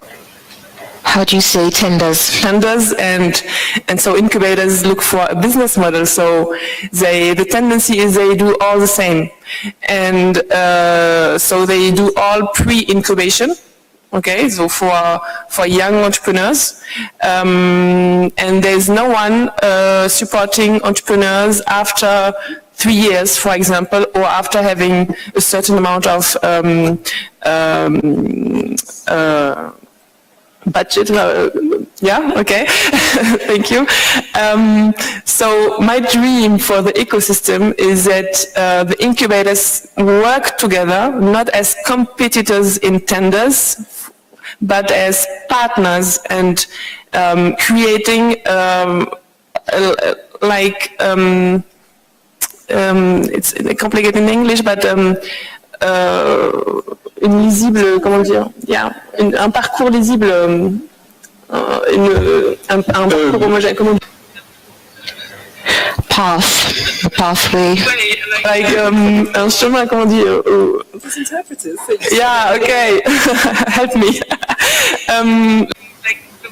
Every step, actually, for entrepreneurs, they have to be coherent in every step and build.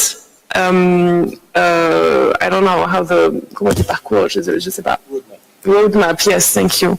Yes, so a coherent roadmap for entrepreneurs. So how you start, how you build your business, how you find customers, and how you launch your business in this market, and how you will look for the money. So I think now we have too much incubators in one step, but no one, or we have a lot of gaps actually in other steps of the roadmap as an entrepreneur. So I think this is really the challenge of ecosystems in every country. It's also the difficulty in Europe. I don't know. I think that we resolve this problem, but only 10% of entrepreneurs are being supported now, and we know that 87% of entrepreneurs who are supported will be still alive after 3 years. So the support of entrepreneur is really important and have a lot of consequences on his roadmap. So thank you. Thank you.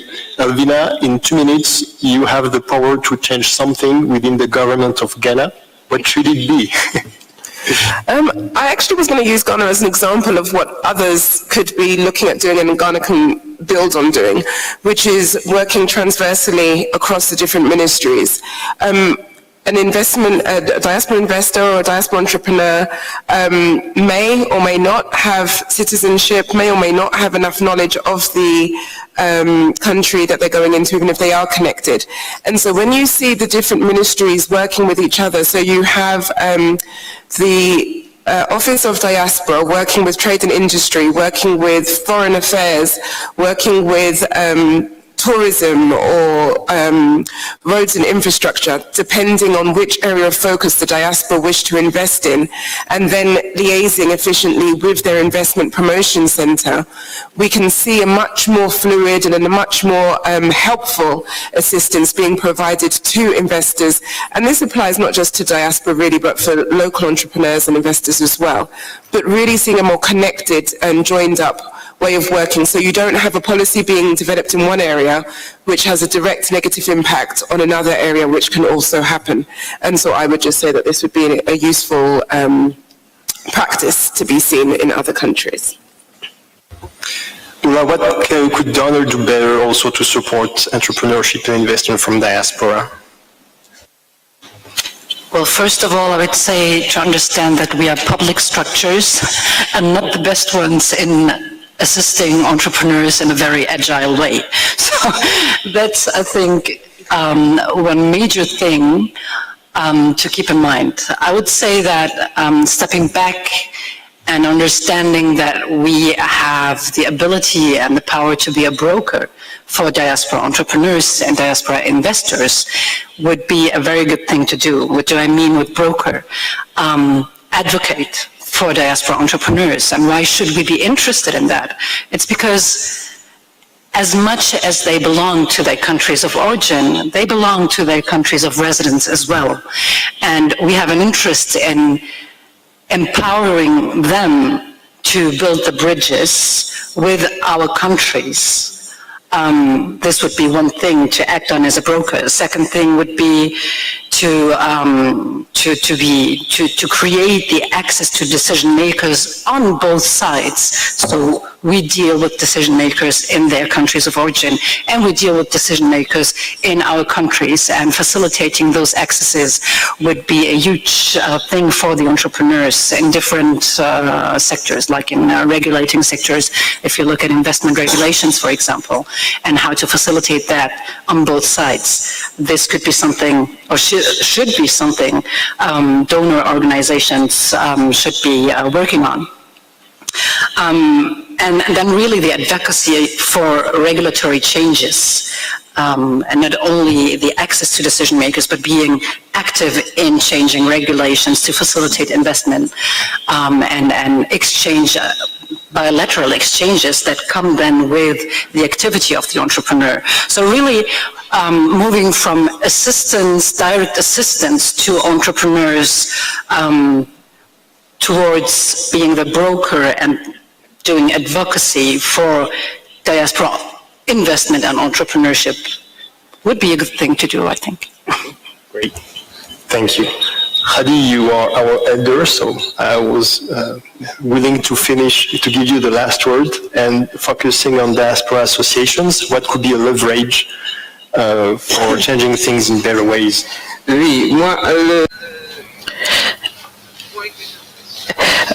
The point that I wish to raise is that sometimes we are off track. Do we ask ourselves the same questions? And she's raised the same issue.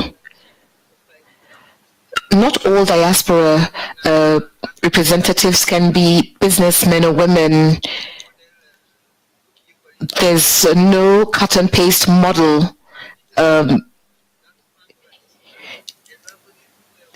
So the urge to invest should come with the urge to sacrifice and become an entrepreneur. If it is, you need to become a productive entrepreneur before you bring in the diaspora for value addition. So the desire to be an entrepreneur and tap into investment opportunities are necessary, and the government needs to create investment opportunities through political will, so that there's security, even if it's a private investment. In some countries, the diaspora want to invest because there's a framework, there's their incentives, their security, their tax incentives, etc. You have a single window or one-stop window so that you do not lose time when you're investing. So you have members of the diaspora traveling to go and invest, which may not really be good use of time.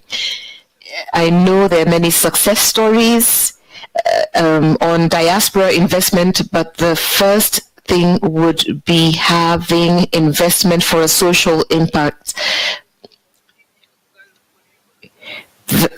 The forum that is 20 years old has a good local investment strategy. We are able to transform areas through our investment. We look at opportunities for financing, opportunities of support, and we're able to move into localities and in Mali and in Senegal. You have hospitals being built, post offices, etc., and that is 10 times better than productive investment. Yes, productive investment can be of use to the family, but you need to have a more social impact rather than that family and individual impact. We should not just limit our investments. Yes, they earn money, but they should look at having a social impact. I'm a fan of collective investment that has a social impact. We could develop other forms of entrepreneurship for the diaspora. Thank you, Hadi. It's okay. You have 1 minute and then I have 1 minute. Something that we were talking with Ula, because we work a lot with JZ and on Meet Africa, is the importance of partnerships between Europe and Africa. And we tried it actually in Meet Africa and in also German programs for diaspora, is implementing partnerships among the ecosystem. So 2 incubators working together, one in France, one in Germany, and one in the implementing country. So just, I think this is one of the future evolutions that we can have to implement the projects. Thank you.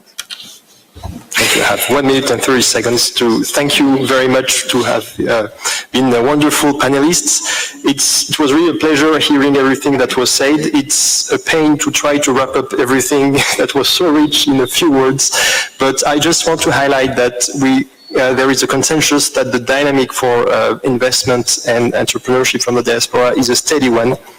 There are many opportunities, including and perhaps especially in difficulties.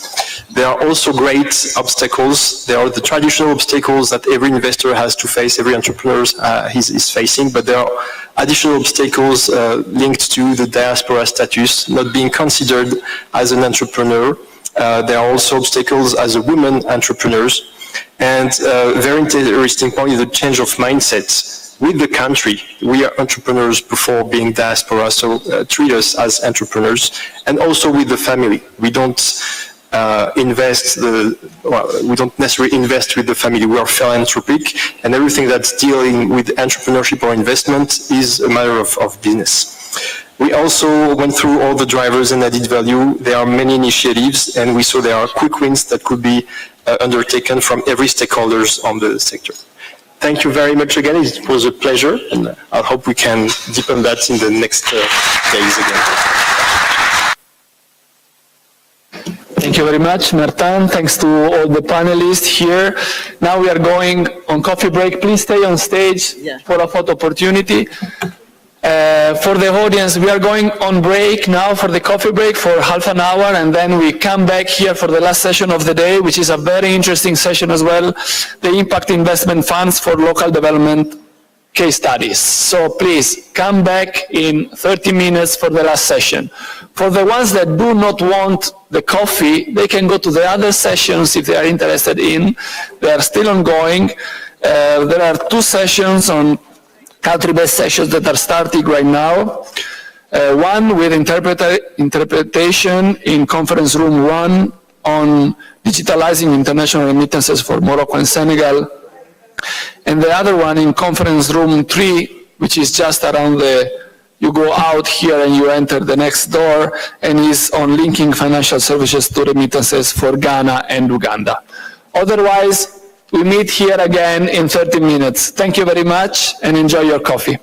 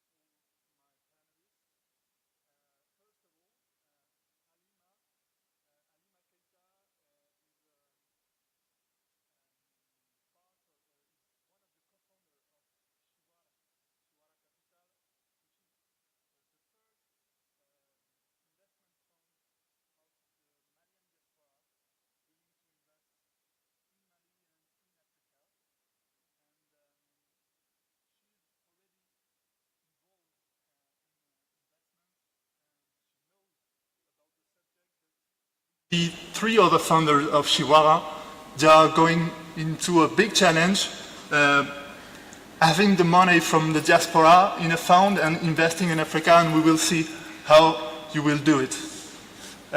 Just next to me, it's Sidiki Traoré. Sidiki Traoré is a young Malian diaspora living in France. For me, I would say some kind of next generation of the diaspora. He went with FADEV, which is a cooperative, a French cooperative investing already in Africa for about 10 years. And he managed to make FADEV being interested in the diaspora and how they could bring the diaspora with us to invest in Africa. And they design a new model they call Yirimali. So the groups of diaspora investors could put their money in SMEs in Mali. And he will present it just after. On my left, here is Quentin. Quentin, he's, let's say, the one who have the most knowledge about investment in Africa. He was a banker, he was an investor, he knows about guarantee in Africa, and for 6 years now, I think, he creates his own cabinets to onboard investors in the agro-food value chain all around Africa. And he will be like our witness, knowing very well capital investment, and he will give us advice about how this young solution for diaspora could emerge in the African ecosystem. And finally, we have Jonas here. Maybe you already know him a bit, because he was on a panel yesterday. He is the founder of Pangea Trust and Pangea Incubator, Accelerator, sorry. Very interested in SMEs in Africa. He went back from Europe to be this supportive organization for the SMEs in Africa, and he, by his own, I would say, he first gets to the African diaspora to make them invest in SMEs, transforming SMEs, innovative SMEs in Africa, and he managed to get the interest from the Swedish cooperation to get on a, let's say, move to a non-profit model of investing and to onboard the diaspora much more now. And he will tell us about this, let's say, English-speaking view of getting the diaspora investing in Africa. And after this presentation, I will leave the floor first to Quentin, if you mind, because as a long-time observer of investment in Africa, I would like you to explain us what is really capital investment first, and then what is capital investment in Africa now. Thank you very much, Guillaume. I'm honored to be part of this panel. As you mentioned, my name is Quentin Rukingama. I'm from Burundi. I'm one of the co-founders of JBQ Africa, basically, which is trying to transform the landscape of Africa in a way that we can not only be in a position to feed ourselves, but to feed the rest of the world. So getting into the topic, so the first element is probably to understand what kind of players do we have in Africa when it comes to the investment space, right? There is investment and financing. To simplify it, financing is anything related to debt. Investment is anything related to equity. So basically taking share into companies by putting money in those companies, right? and becoming a shareholder. So in the investment space, I'll say the big players, I'll say it's private equity firms on one side and venture capital firms, right? If I need to simplify it. And the difference is that the private equity firms do invest in companies which are big enough and generate already profits, right? And they want to invest in those companies in a way that they can help them to go into the next level of growth, either through a new vertical into the business or a new geography, right? And on the other side, we have venture capitalists. Those are the ones actually taking the biggest chance into companies, because those companies are called startup and very early stage, and there are different phases. I'll not get into the nitty-gritty, but literally they get into the business most of the time when basically there is a value proposition and the company can prove that they can sell the solution into the market. So those companies are usually, or startups are usually not profit-making, they're making losses, and they need that support now to scale whatever they're doing to a model which can be profitable. And that's when now the venture capitalists will leave the place now to the next round of investors who are called private equity players. For when it comes to Africa, so those two players are existing in the continent, but predominantly we have private equity players, right? Because it's a new geography that venture capital or VC model came from the Western world, where the ecosystem is pretty much structured, developed, now looking to the next level of companies or startups, which now can bring new changes into the market. So in Africa, the first players who came, let's say 20 to 30 years ago, were private equity players, right? Because it's easier to do an investment in a company which is already structured. We can see the profits, we can see the size, now to bring it now to the next level in terms of new vertical or new geography. So VC capital, as you can imagine now, with all the descriptions, fairly, I would say highly risky. So it's a new space which has been filled in the last years by, I'll say, donors, because we don't have a lot of VC players on the continent, right? And it's very risky, very unstructured market. So basically donors coming with grants, technical assistance, and few individuals have taken the chance to put their money into the VC model, right? It's a fairly new space, which we'll probably be exploring now in the space of remittances, diaspora money, getting into the continent. I hope I have answered your question. Thank you. Thank you very much. I think we now all know the difference between the two sorts of capital investment model, and we can now go deeper in knowing about the model our speakers are about to develop. Maybe I will give the floor to Alima to present Shiwara Capital. Thank you very much, Guillaume. Good evening, everyone. Very honored to be in this panel with Jonas, Quentin, and Sidiki. Maybe to briefly present Shiwara Capital. Shiwara has been created last year by 4 diaspora investors from finance and entrepreneurship landscape, basically. We're based in France, and our objective is to finance SMEs and startups in Africa.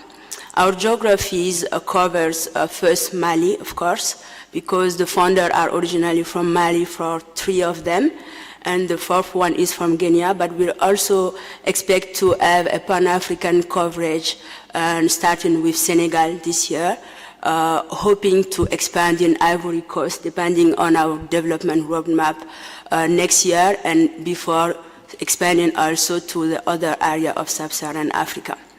We mainly focus on 3 sectors: agriculture, finance, and energy, because the founders actually have proven expertise and background on those industries, more than 15 years in finance and consulting and agricultural projects, basically. And so We have also support from IFAD, from financial support. This is really important, I think, for the rest of the question that we will be talking about today. And also we have a partnership with an impact investment fund, which is ANP. So this is it. Thank you. Thank you, Alima. I now give the floor to Sidiki to present us the new solution, Yirimali from FADEV. Hello, everyone, and thanks everyone that's listening to this panel. I am Sidiki, and I'm going to tell you more about Yirimali.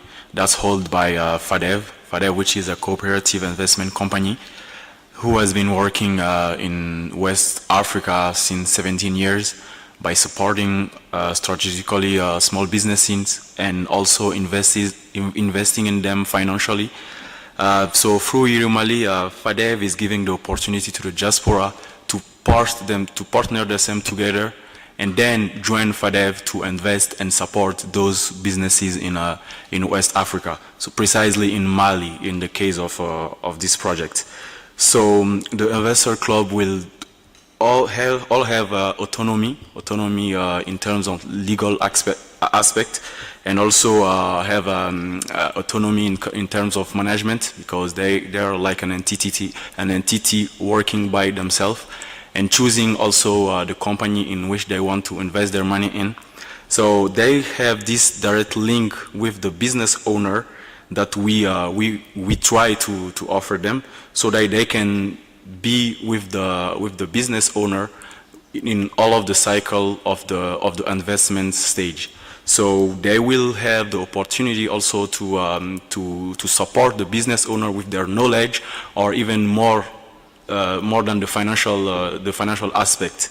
And also the most thing that I mean the diaspora are interested in is like more the social impact that they have after they invest in a business, because after the the financial return on investments, they are also interested a lot about the tremendous social benefits that come from it in terms of employment, because the businesses by growing employ people, and also in terms of food security, as we mostly choose businesses from the agribusiness sector. Thank you. Thank you, Sidiki. Very clear. I now go with Jonas to present us the solution of Pangea. Thank you so much. Pleasure to be in this panel. My journey started from the private sector, as a little bit as GM said. It started in 2018, or actually 2017 when we structured it, where we were looking into how do we start investing into technology businesses, growth businesses on the African continent. So we are what you would call like an accelerator startup fund, basically. So we are, you have the private equity, you have the VCs, and now you have the startup acceleration type model. So that's what we are. And after working with with the diaspora and mobilizing and really getting things happening, that's when we got approached by the Swedish Development Agency and asked us if we could create a non-profit that just specialized on diaspora, and that's what we did, and that became Pangea Trust. So the model is fairly simple of what we're doing. We develop solutions for the diaspora by the diaspora. Why? Because we believe that there's a big need for other financial solutions out there than what currently existing. Usually what I tell people is it's like you go to a restaurant and you have one dish on the menu. You can order the fish dish. But what if you don't like fish? What if you want vegan, vegetarian? What if you want Thai, Italian, whatever? So with one dish on the menu, then clearly not so many people will come to the restaurant. But if we can expand the menu and make it more attractive, a lot more people will be coming. So why am I saying this? Because we're in the business of growing remittances. Obviously, we look at status quo and we're trying to understand how is remittances being utilized today. But the fact that we look most at is what is the current appetite? What is it that the diaspora would like to do, but nobody's enabling them to do so, basically. So we've been developing everything from crowdfunding platforms, so investment-based crowdfunding platform, Sharia-approved product, and we're also working on different kind of different types of fund structures, basically. So we see ourselves as a, I don't know, like an innovation lab for the diaspora and developing solutions that can have a catalytic effect and growing remittances, because that's what we want to do. And we love collaborating with organizations. So if anybody is interested in collaborating with Pangea Trust on this mission, just reach out to me. Thank you. Thank you, Jonas, for this brief presentation. Listening to all of you, I can see that for all this vehicle, we are now facing a partnership between impact investors, like Pangea, like FADEV, or like IEP, and diaspora investors. My question will be, what are the shared motivation behind this new partnership in your model? Sidiki, could you tell us about FADEV and these diaspora investors? Why this partnership? Okay, so from FADEV part of view, it's like we were willing to open our capital to more investors. So the diaspora was, I mean, a good target for that. So in terms of diaspora view, because I am also from the diaspora investors are interested in the social benefit that they have from their investment. So, and FADEV has always been working, I mean, since the beginning, and their DNA is also that, the social benefit from investment that they're doing. So other than the return on investment. So that's where we came to a common point with the diaspora. So, and then the engagement of, we have also noticed that the engagement of the diaspora refers to the memory of the earth. So that's why we developed here in Mali to give them a solution that can be like a bridge between their heart and their home country. So the, I mean, the social benefits and the impact investment is really in the center of our investment. Thank you. I like this expression, the link between the heart and the home country. Thank you. Halima, what about you and the link you have with investor and investisseurs et partenaires, this French organization? I think actually, generally speaking, when we talk about African investing, we know that we always end up with impact. You know, structurally, when you invest in Africa, you're looking for somehow some impact, whether it is job creation or for social. The question is, it is an initial attention or not? And I think, therefore, impact investment fund and basically Chiwara or any private equity company, we're all going in the same direction. Maybe what is new with diaspora investor is that we have a new generation of diaspora, not only people originally from Africa, but also descendant of diaspora investor, diaspora people. And we also have other people like Friends of Africa. So we see the diaspora investor population not from an exclusive perspective, so from a broader, really, perspective.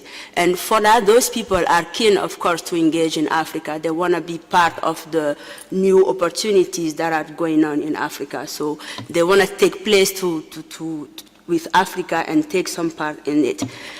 Maybe what is also new with this generation is that they're kind of a bit tired to be considered only from an ATM perspective. So I'm being a bit provocative here because I know we've talked about a lot of remittances, but basically what they want to know, if they bring some money on the table, what they can get back. So this is where maybe the positioning of Chiwara is important for the diaspora investor that we talk to. They're not only looking for impact, but also return on investment. So that being said, basically, Chiwara has been set up by a partnership with IEP, which is really important because they provide us technical support. We also have some support for AFAR, which we really appreciate, because being in a cross-border situation, we need some local actor to accompany us in having expertise from local context, but also some know-how, and also to help us identify quality opportunities, and maybe after the investment, some monitoring support. So this is where I think Chiwara is a really good example of any partnership that we can have between private equity, if we want to say, or any impact investment fund, and I think we can expect maybe in the future to see partnership like that, because it will help foster the African private capital markets. Thank you. Can I ask you maybe to go deeper in your relationship with Zira Capital? Oh, of course. Sure. Okay, as I said, we have a technical support from IEP. They assist us since the beginning to create Chiwara Capital. And they also have a local investment fund, which is called Zira Capital. And we are really involved in Zira Capital because we have invested in Zira. And the partnership agreement is that we provide some funding to Zira, and in exchange, Zira Capital help us select the quality project that we are looking for in Mali, for instance, and also assistance to monitor those companies locally. So this is where I see like those actors are really important for diaspora investors, because we need close relationship to monitor the company in which we invest and to be able to provide interesting and transparent reporting to our investors. Very interesting. Thank you very much. Having the support of a local investment fund, I can imagine it helps a lot. Thank you very much for this. I will go with Jonas. What about, how do you see the motivation, the shared motivation from impact investors and diaspora investors in your situation? Absolutely, thank you for that. When we did our first investment vehicle, we did investor training, and we had both diaspora investors. This was in the Nordics. Half of them were diaspora investors, the other half was Nordic impact investors. And the reason we did it was because the impact investors didn't know much about the African continent or the market context, which the diaspora did.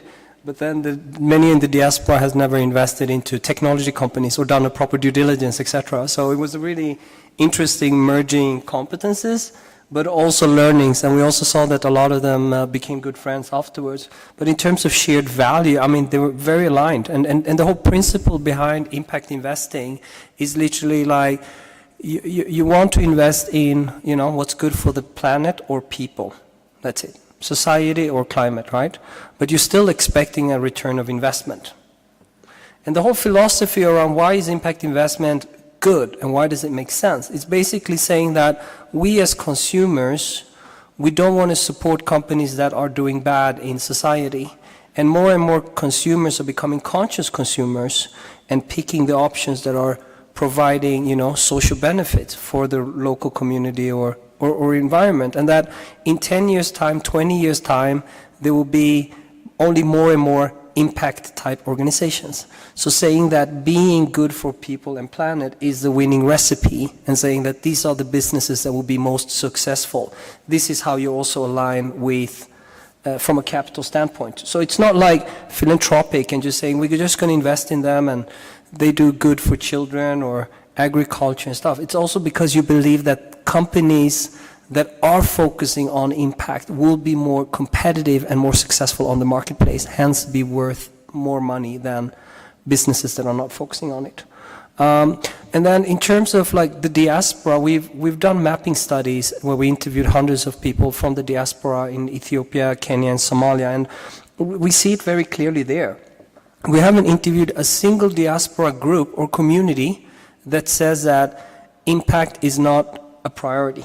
All of them basically say that. They don't want to invest into a case back home that has a negative effect on society or have a negative effect on environment.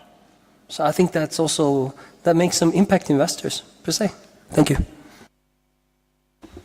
you bring them in the impact investment ecosystem. Thank you for this presentation. I will now go with Quentin, which is also a great observer of the African social transformation. And I would like to have his analysis about this raising interest of diaspora for capital investment and impact investment in Africa. Thank you very much. I just want to check in the room. How many people are from the diaspora? If you can raise your hand, just to check. All right, fantastic. I'm going to ask a question. If you are the second generation of the diaspora, right, what has been different vis-à-vis the first generation of the diaspora in terms of sending money home? I'm going to answer my question, but I will just cross-check with you guys by raising your hand. Is the first generation of diaspora probably the age of my parents, right, in the 60s, 70s, 80s? When they're sending money back into Africa, was it for investment or to support the family? For those ones who are for supporting the family, first generation, can you raise your hand? All right. I don't even need to ask my second question. So that's now basically how the money has been transitioning, right? The initial generation, basically in the 60s, 70s, 80s, they were sending money home to support their parents, their siblings, right? The nieces and nephews who are still back home, right? That's the grant kind of support Jonas was mentioning. Now we are in a new setup, right? And that's what basically Alima was referring to, Jonas. That we want to make money. We are from the diaspora, we want to make money and have an impact. And not because of charity purpose, when it comes to the impact Jonas mentioned, but literally, how can I make a sustainable investment, right? I still want to be on this earth, and I still want to live with people in a nice way, right? So that's the people and the planet Jonas was referring to. So it has been very interesting to see that transition. We are in the formative years of that kind of new investment. The whole question now, how do we structure it in a proper way? So I'm very excited to see that there are different models, which has been presented by Sidiki, Alima, Jonas and others. We have mainly two issues in that setup of investment. On one side, you need to gather little money from many people. Right? Somebody will put 1,000 here, 2,000, 5,000. You'll rarely see an individual investor bringing 100,000, $1 million on the table. So that's the first thing. So retail kind of investment. It comes with challenges in terms of how do I collect that money, how do I group that money, how do I invest that money. Now on the other side, we have kind of a disintegrated kind of landscape needing money. Right? The big corporates in Africa, they don't have any issue to have money. They'll go to the bank will be actually on their knees to give them money. Or they will have fantastic partnerships with international global corporates who will be happy to put money in those companies. And actually those international corporates listed in the New York Stock Exchange, London, Singapore, will be fighting to get into those African companies because they're the happy few. Now we have the missing middle, the SMEs struggling. And if those ones are struggling, now you can imagine now the startups struggling. So now the room for investment, which is on the continent, is mainly towards the SMEs and the startups. So from my early discussions, you can see that that's the more complicated setup, right? So I'm just sharing that's food for thoughts to keep thinking, what can we do? And we'll discuss about it probably later on. Over to you. Thank you, Quentin. Yeah, the question was about this next generation raising, and you get into it precisely. Thank you for that. I will now turn to Alima to know if it's just a question of generation, because I know, Shiwara, you have made several surveys about finding the segmentation of the diaspora which can goes with Shiwara model. Can you tell us a bit more how you're engaging new diaspora and which is the segment you want to go with from the diaspora? At Shiwara Capital, actually, our target segment are, first of all, professional diaspora people. When I say that, I mean basically people who are financially literate enough to engage in investment. And it's important to note because really the investment mindset is not well developed, unfortunately, among diaspora people from a broader perspective. So at Shiwara, we have performed through some survey to see how people would like to engage in investment in Africa. And it turns out that most of the time, the investment culture is not really strong. So we even narrow our focus because when we talk about investment, we talk about risk, right? So the investor need to understand where they put their money in because they can lose everything.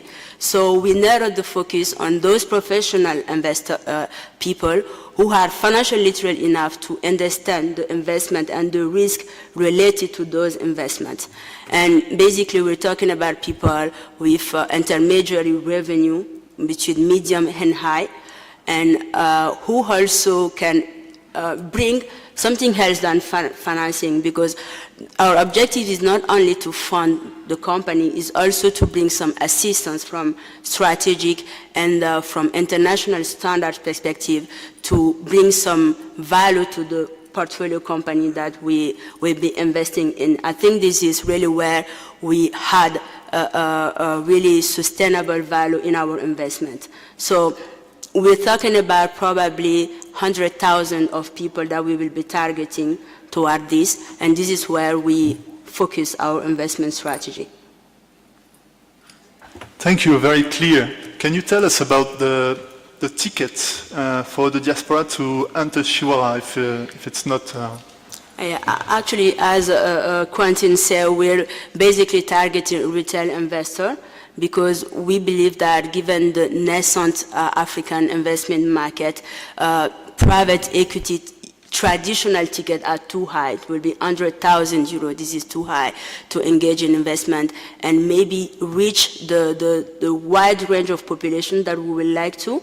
So we have fixed our entry ticket to around 5,000 euros, which correspond to the intermediary and high revenue people that we'll try to reach. Thank you, very, very interesting.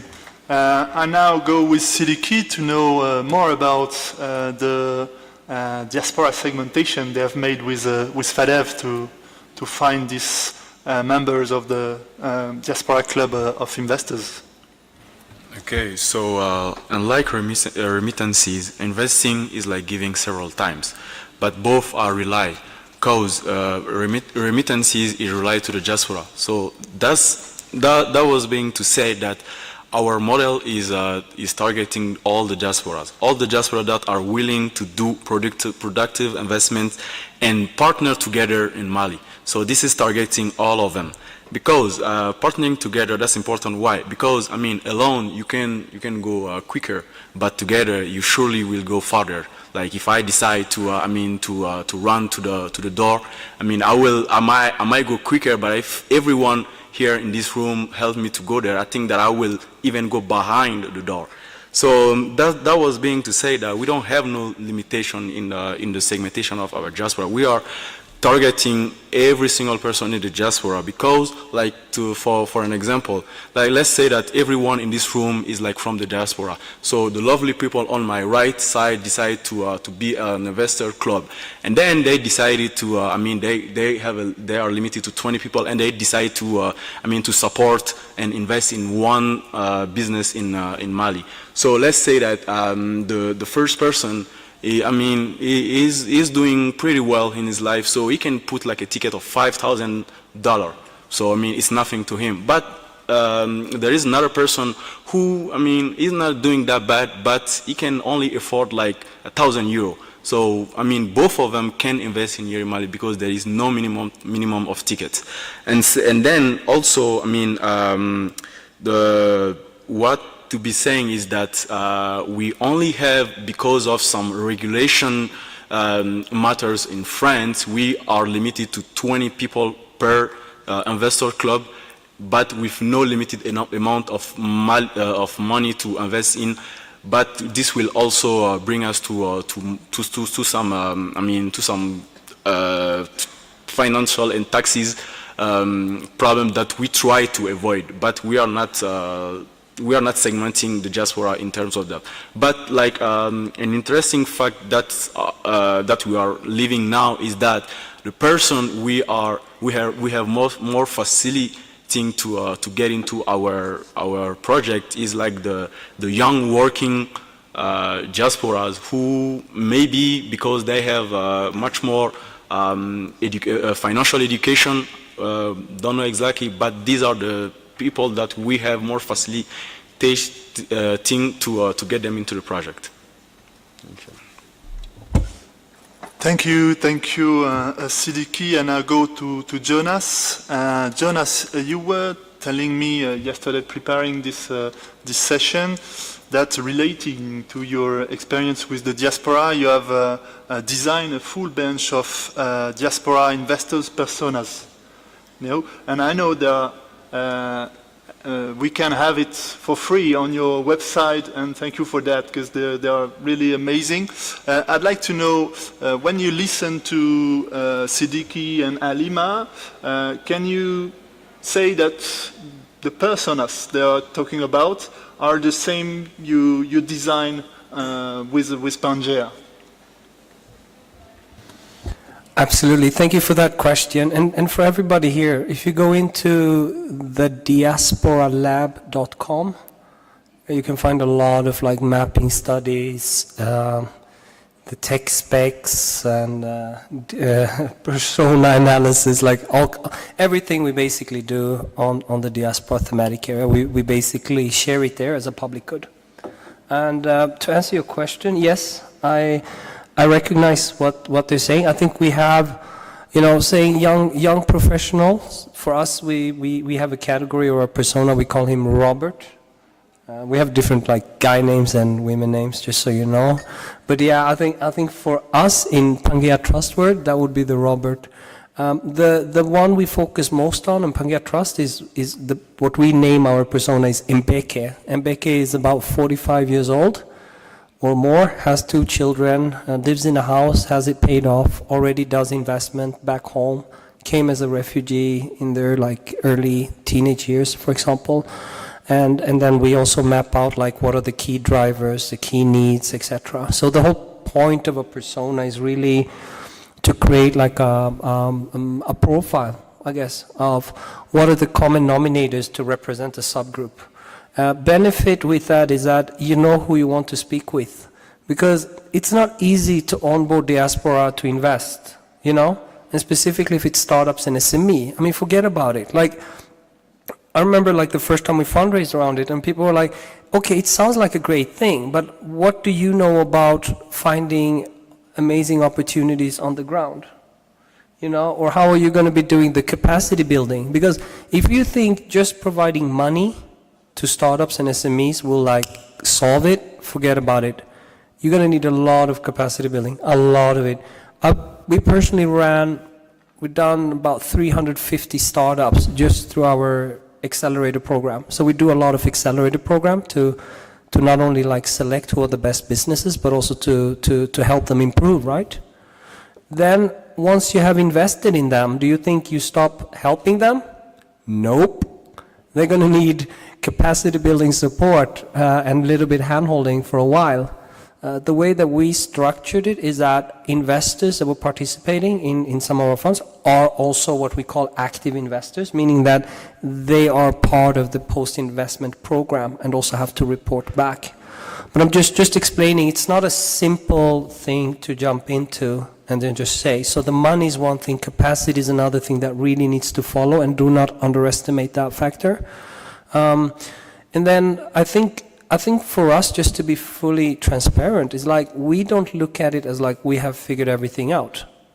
We are on a journey here where our only focus is like, how do we become better? What is the next element? How do we become better at risk mitigation? How do we become better at, for example, risk mitigation by co-investing with local angel investors? That's something we've been doing in our past investment. Why does that make sense?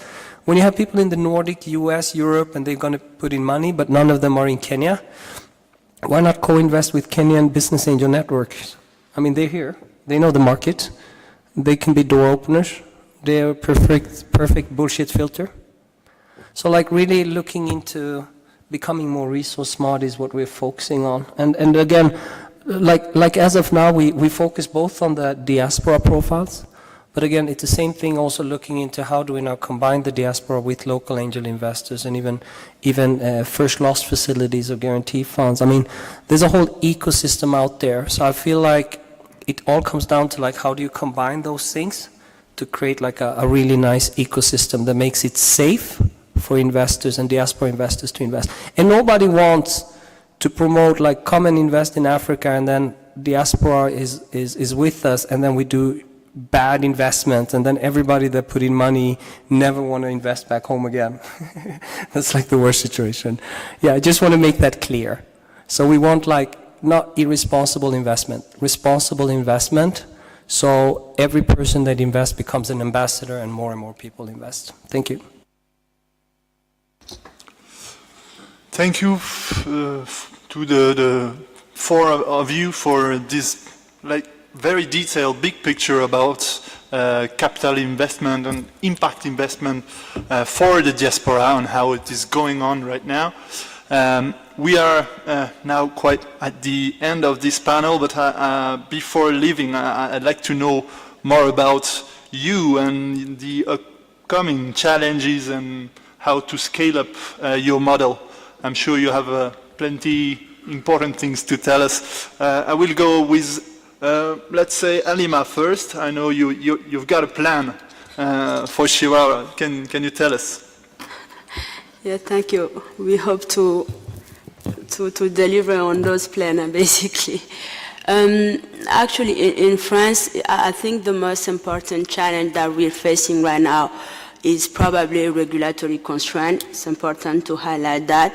This is why we actually design a roadmap on two main phases. The first one is already ongoing, and we have started investing in Mali, as I say. By the end of the year, we expect to have some deal opportunities in Senegal by co-investment, as Jonas was talking about this fact. I think this is really important for us, basically, to have a bit of insight or local ecosystem and to onboard on each country in which we will be investing in the future. And by 2024, we expect to expand in Ivory Coast, so other countries in Western Africa, and before also going further in the rest of Sub-Saharan Africa. To that, we expect to raise around 2 million euros to invest in the companies. And I think our challenge will be to deliver a solid track record, first of all, on these objectives. And for that, as I was saying, regulatory constraint is a big challenge because Europe is a very regulated market, not only from KYC and AML perspective. We were talking about this earlier today, but we also have other rules such as investor protection rules, which is really a good thing, basically. It's really a good thing because we have some rules that frame maybe investor investment, but on the other hand, it's really costly. It's costly to implement our model. It's costly to reach a wider range of investors that we expect. So this is why we have, I think, appreciate the financing support that we had from IFAD. So this is a challenge for sure. The second challenge probably will be twofold mainly. It's from one hand from SMEs perspective, because we know that SMEs in Africa need a lot of assistance, and sometimes they are not always ready to be invested. So we expect maybe DFIs or other international organizations to maybe put more money in helping SMEs and startups to structure better their governance framework, their model, in order to be able to receive investor funds. And we also see another challenge from maybe investor perspective. As I was saying, basically Francophone diaspora investors are much more risk averse than Anglo-Saxon one. We also talk about this earlier today, and we see this as another challenge, so we need maybe a bit of awareness support on the investment to mobilize a wider range of investors, and we expect at Chiwara Capital that we will be able to mobilize and bring additional investors in order to scale up on the two main phases that we're seeing. The first one being raising about 2 million euros, and by 2025 we expect to be really in an investment fund structure and to go up to 50 million euros and invest across Africa. Thank you. Thank you. So you will go with the Malian diaspora from the US to invest? Not at all. This is another topic, of course. US investors are complicated from regulatory and tax perspective. So our objective is not to go to the US first, but we expect maybe to onboard other European diaspora investors first, and then we will see if we have the necessary capacity to expand and talk to US investors. Thank you. And I go with Sidiki and Yiri Mali. What are the challenges? Okay, so the challenges for Mali is like the general situation of Mali. We're not gonna lie, a lot of things are going on, and I mean it slows down everything. So a deep breath. That's what all the politics needs to take, like to let us, the population, work for our country and for the world, because it's slowing down everything, and then nothing can be possible with these kind of situations. Other than that, for Mali, we need to have more relevant and recurrent communication about our success, because we managed to create some investor club already.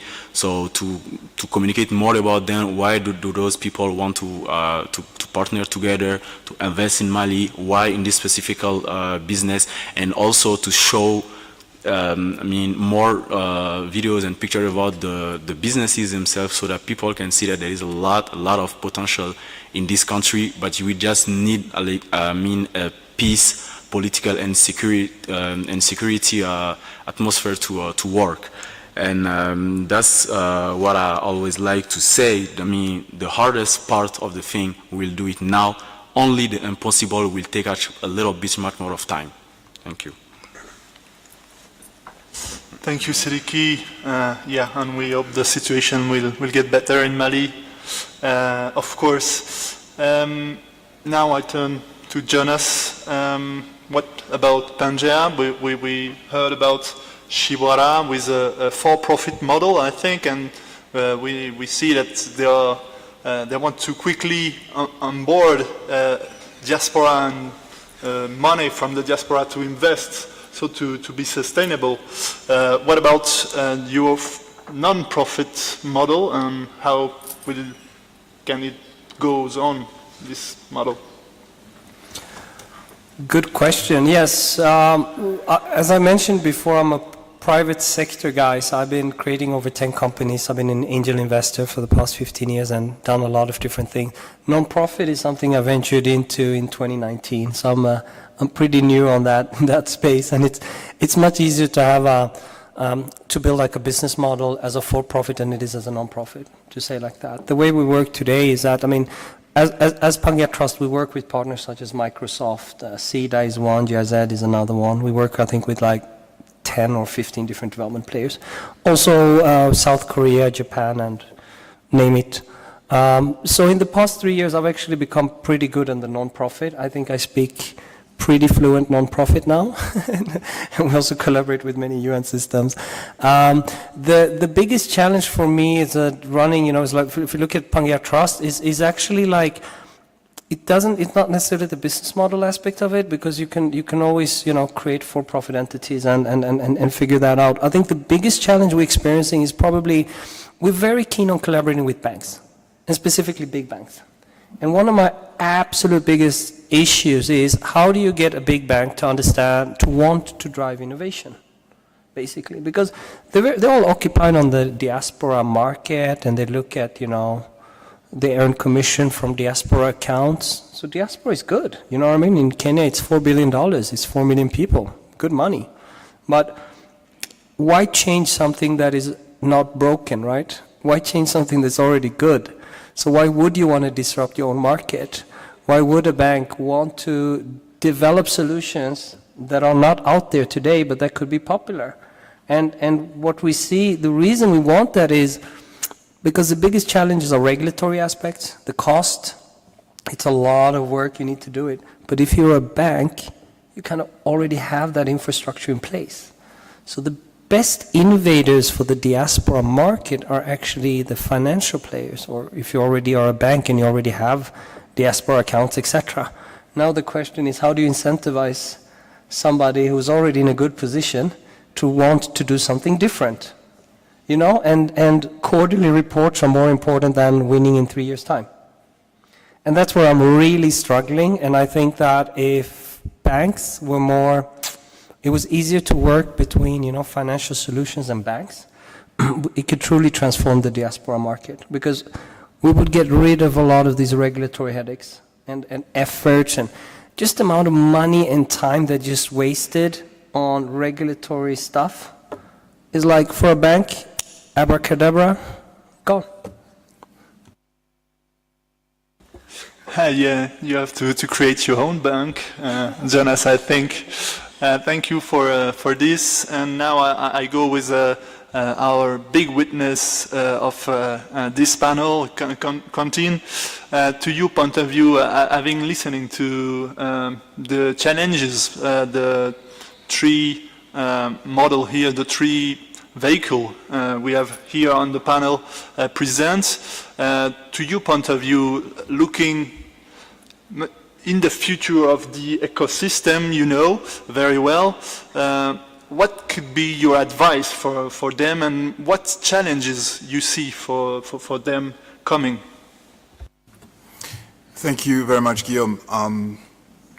I will probably tap into the experience of my company, JBQ Africa. We've been working in the space for the last 5 years and got the blessings to work with three kind of, I would say, institutions. The first one is the development partners, right, or countries. We've been serving notably the UK government, the German government, but also local governments, notably in Southern Africa, Malawi, Zambia, Mozambique.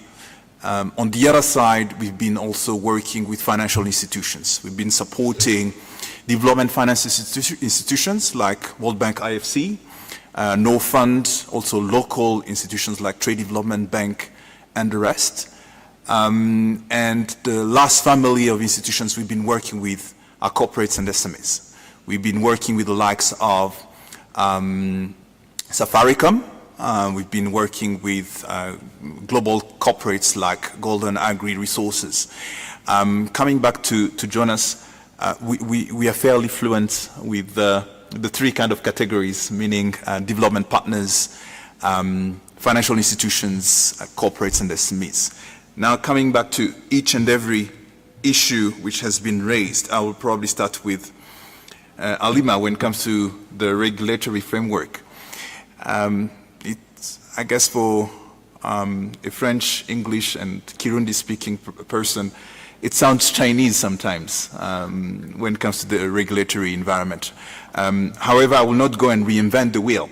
When it comes to investing outside of Europe, we've seen a lot of funds setting up in Liechtenstein, right? Probably France will not be the right place. Exploring Liechtenstein could be an option. If you want to come closer to Africa, Mauritius is another gate to explore. So I'm being told here by Jonas, Rwanda, it's even close to your country. Yes, yes, it's definitely a country to explore. Probably that will ease the process, especially when it comes to those countries which have already experienced to invest outside, and notably in Africa. When it comes to the risk appetite, that's a very interesting one, right? I like the profiling done by Pangea Trust. And it's literally, if for instance you want to invest, the first thing through your bank, the bank will give you different questions to fill so that they can judge your level of financial literacy and your risk appetite. And that is a must-do, right? So that's definitely a must-do. Now the question is, when you know all of that, how do you structure it? From my humble point of view, it's better to have different options. I like the idea of the menu in the restaurant because I'm a foodie. I love food. Some ugali here, some injera here, and the rest. So we need to be in a position to offer the diaspora different plates. From the most accessible one, meaning the less risky ones, let's say Eurobonds, to finance infrastructure in Africa, right? Having that first option.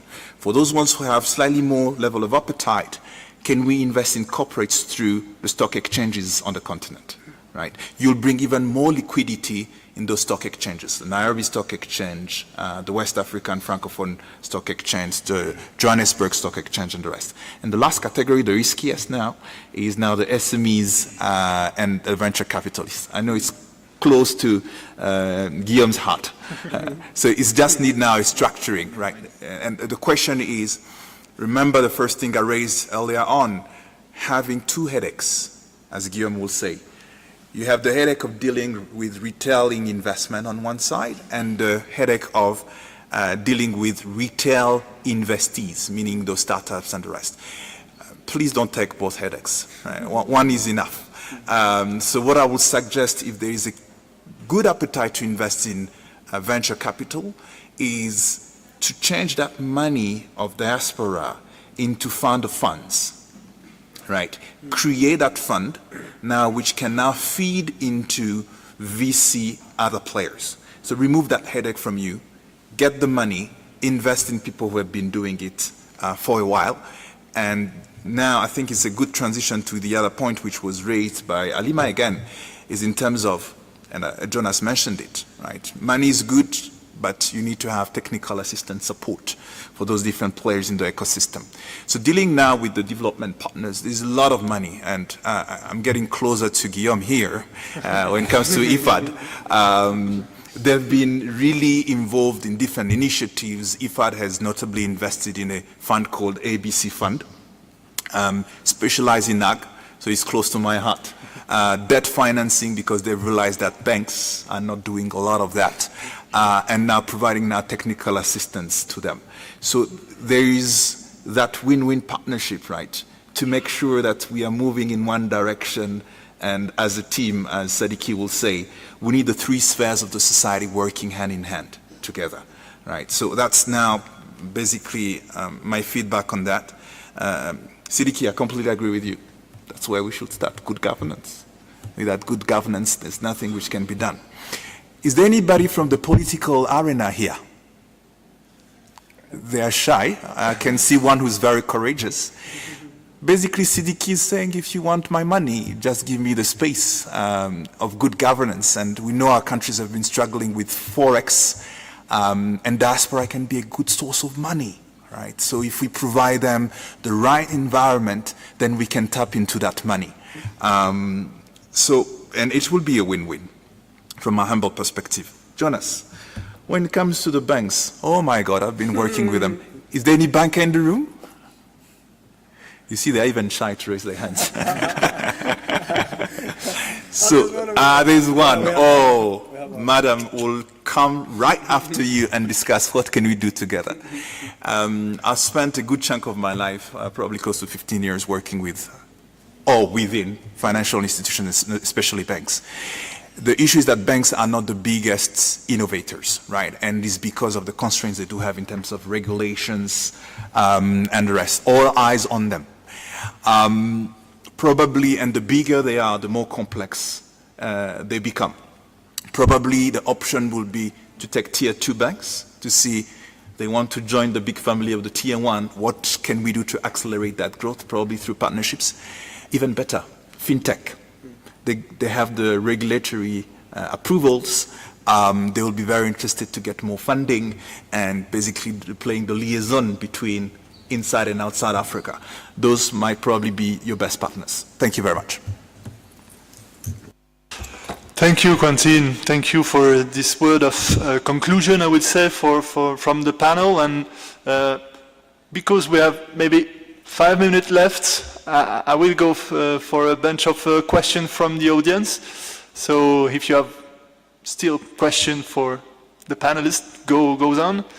I see two people in front of me, and guy like there. So I will go first with you, then with you, and then with you. So. Yeah, thanks everybody. Killian from IOM again. I have a question for you guys as investors, and it kind of relates to work we do too, but what's your process for identifying diaspora? Is that process as difficult as it is to identify investment opportunities? And then, how do you engage effectively with them? So, question around identifying diaspora and then around engagement. Thanks. Thank you. Listening to Jonas in particular, but addressed to all of you, whoever wishes to take this on, would you encourage, if you were approached by a diaspora organization like ourselves, would you buy into our idea of setting up our own centric fund? And would you be available for the advisory side of structuring it and helping with the fundraise?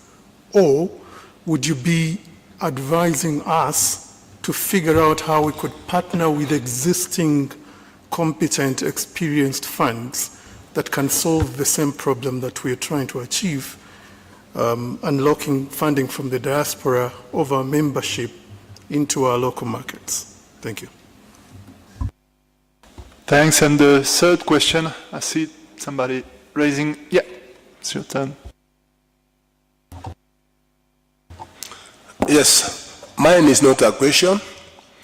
It's an observation from yesterday up to date presenters. And it's based on leaving no one behind. So, since I've been listening, I've gone through the program, I've heard many things: remittance, climate change is an opportunity, and all discussion making cyber investment market, climate adaptation, agriculture information, and so many things. Now I'm worried. There's a constituency that have been left out. I've not heard any of you, all the presenters, talk of people with disability. Or maybe there are not people with disability who are staying in the diaspora. 2, they don't remit anything. Now, within today's presenters, one presenter said, climate change is an opportunity. Another that came within the presenters over there said, how many are entrepreneurs? How many are not? But I not hear her ask how many people with disabilities are in the room. So if I may suggest, let it be this way. Disability also means an opportunity, if climate is an opportunity. Thank you. Thanks for this contribution, and I will leave. No, you won't. Yeah, we can have a third question. In fact, so let's go. Yeah. Good evening, everyone. My name is Kenneth. I work for a company called Moran Capital here in Kenya. I will be on the supply side of investment opportunities, where we work with SMEs here in Kenya requiring investments. So therefore offering the solution to the demand side from the diaspora. So we are able to de-risk fairly reasonably and provide opportunities for private debt and private equity. So Moran Capital, we can have this conversation. So and also to really thank the panelists. The conversation was quite riveting and quite exciting. Thank you. Thank you very much. So we have just, we can have a third question, I said, so let's go. Good afternoon. Good evening. Thank you for this opportunity. My name is Mark Thumi. I'm a Kenyan based here in Kenya, and my question would be on the supply side. So we're hearing about all of these investment funds from the diaspora and such, and how they're being directed to Africa. But I'd like to ask a question on the youth perspective, because as most of us understand, most innovation comes from the youth. We are the ones who are driving change mostly. So I'd like to ask, what can we better do as the youth in Africa to position ourselves to qualify for these investments, and where do we fail as the youth in terms of being able to, to reach the standards that are required for these investments? Also, a last quick one would be, how can we as the youth be better facilitated in order to reach those qualifications? Because usually the problem is capital, even when you're looking at compliance. So those would sum up my questions. Thank you. Thank you very much. So I will now let the panelists answer. Maybe Jonas, you want? Absolutely. Hi, Killian. Me and Killian sat in the same panel yesterday, so I'll just jump into Killian. Mobilizing diaspora and how to recruit. We do a mix of different things. One is, one layer is looking into already already existing networks of diaspora groups. Some people are involved in that. We look into networks. A lot is network-based, because if you know somebody in the diaspora that is investing, they'll usually know others, etc., etc. And then you can also do, social media targeting based on what are the search items, etc., etc.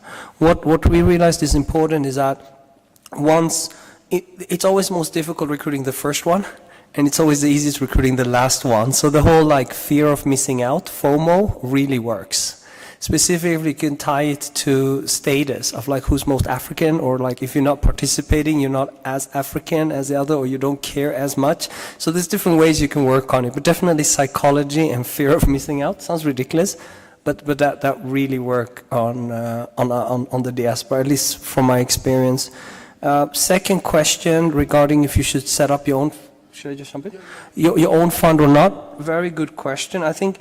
There's different ways of doing it, because if you have a fund, it really comes down to how are you going to get the deal flow? How are you going to find the best businesses? How do you structure your due diligence process? And once you unlock the funding, how are you the best person or the best system to help this business grow? The higher trajectory they have, the better investment you've done. But if they don't have a good trajectory, it's not a good investment. So I think you need to kind of evaluate it from yourself. I think there are some that should be opening their own if they have a good investment philosophy and a good strategy. But also be aware that there are a lot of other systems out there that you could also collaborate with, like mentioned. So there are, you have ASEC, which is an association for startups, enablers in Kenya. They have 85 members with hubs all over the place, from Eldoret to Kisumu to Nairobi to name it. So there are ways where you can collaborate, and there are some risks that comes with the collaborative model, because then you really need to trust your partners, because you don't want to invest in businesses if you don't know if the due diligence has been done right. Because if somebody takes shortcuts in the early stage, like investigating if this is a financially sound business, but then they didn't do the homework, and now you put in your money, you're going to get punished for that. So if you build a partnership model, really make sure that you have the trust level and the structures in place. That's super, super critical. For the gentleman in the back that was speaking about disability, maybe he left. Okay. No, we work on Pangea Accelerator, which is an investment company. We work with Global Disability Innovation Hub and also something called Assistive Tech Africa, which is building a fund to invest into assistive tech startups. So we actively, for the past 2 years, actually 3 years, we actually been working actively towards investing into assistive tech. Just wasn't sure that this was a thematic area to speak about it, but there is representation in that sector. I think those are it. Oh yeah, for young people, very good question. Median age 19, we really need to invest into the youth. For us as Pangea, that's the only reason why we invest in startups and SMEs, because it's youth-dominated sectors. So, you know, you can make more money investing into real estate, or it's considered more safer. There's other ways. But if you really want to impact the youth, you need to invest into, I think, businesses where the youth are the decision makers, which in many cases are startups. There are a few challenges in terms of how you can position yourself. I think, like I mentioned before, there are quite a few incubators, accelerators out there. For us, we are launching a university student venture program. One of the things we're doing is that the first layer, the first investment you get as a business is usually what is categorized as friends, family, fools, all right? Many don't have friends and family that can put in money. So what we're doing with that student venture program is that we are providing financing for the student ventures that is replacing the friends, family, fools.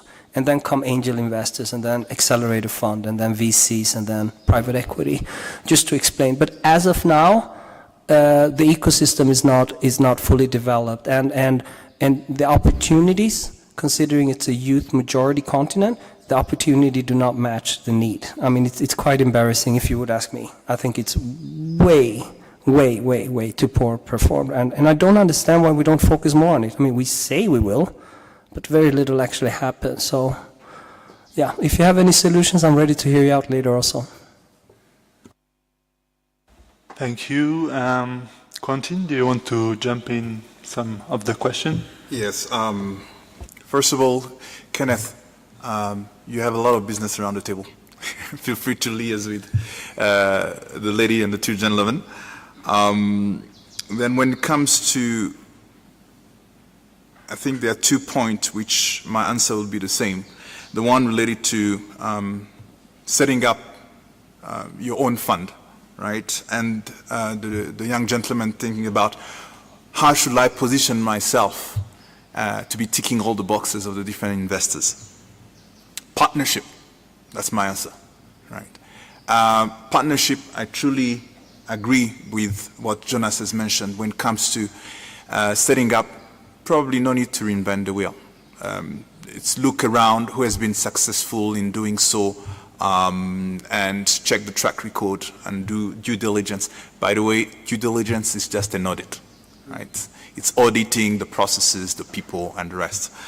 Because at the end of the day, we invest in people, right? We invest in people before you invest in projects. Because in Africa, you have the pleasure to have 3 kinds of financials. One for the tax, and basically the government. One for the financier, and the one for yourself. Now, if you're an investor, you'll be wondering, which one have I received? So the best way to mitigate all of that is trust.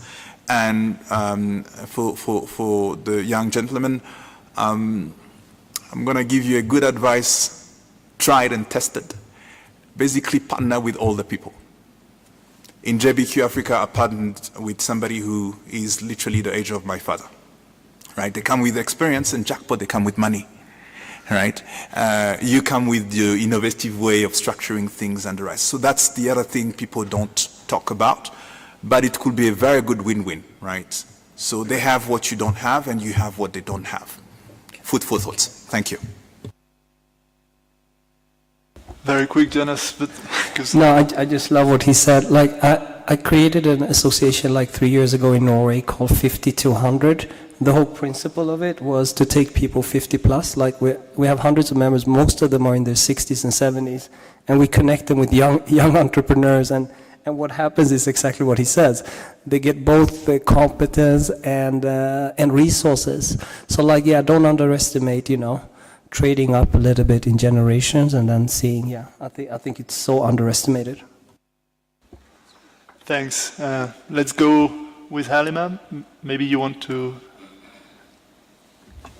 Thank you. Starting with the first question of Killian, I think, about the process. Actually, I'm aligned with Jonas because I think network is really key. If I take the perspective of France, at least, we have many diaspora associations. So this is really a good channel to engage with diaspora people and to mobilize them in that perspective. And thanks also to technology, we have social media. For Chihuahua, basically, we perform a market study on social media, to name it, for LinkedIn. And we collect about maybe 1,000 interests from diaspora people about investment. So I think there is currently a really good dynamic toward Africa in terms of investment. People are really interested in engaging in Africa. They want to know what you can propose them to be part of the journey, as I said earlier. So this is the channel that we usually use for Chihuahua. And most of the time we also organize some event to gather with diaspora people to present our model and the product that we hope they will join us for investments. These are some of the process that we use to engage with the diaspora population. And maybe for the youth question, I will say honestly, education, maybe be curious enough to go check. You have the chance to have a lot of social media who talk about entrepreneurship, acceleration of projects, and you have many examples where you can rely in order to strengthen maybe if you have a project, your business model. This is really important, I think. And also mentorship, as Jonas said earlier. I have many young people from university who rely on mentorship today. I think this is also a good occasion to maybe grow your understanding of business model, entrepreneurship, because no one gonna give you his money if you don't show that you have the ability to manage and also the understanding of what is to manage a company. So this is what I will advise. Thank you. Thank you, Halima. I see Mauro on my right, so I will ask Siddiqui to be short. Yeah, I will be very short. I mean, about the identification of diaspora, I think it's all been said. And about your question, as I'm a youth too, so I'm listening to their advice. Thank you. And thank you very much for this, for having been there with us for this too long panel. I hope you enjoy and see you very soon at the cocktail, I think. Mauro, I give you the floor.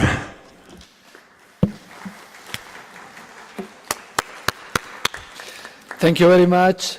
Thank you very much, Guillaume. Thanks a lot to all the panelists. It was indeed a great panel.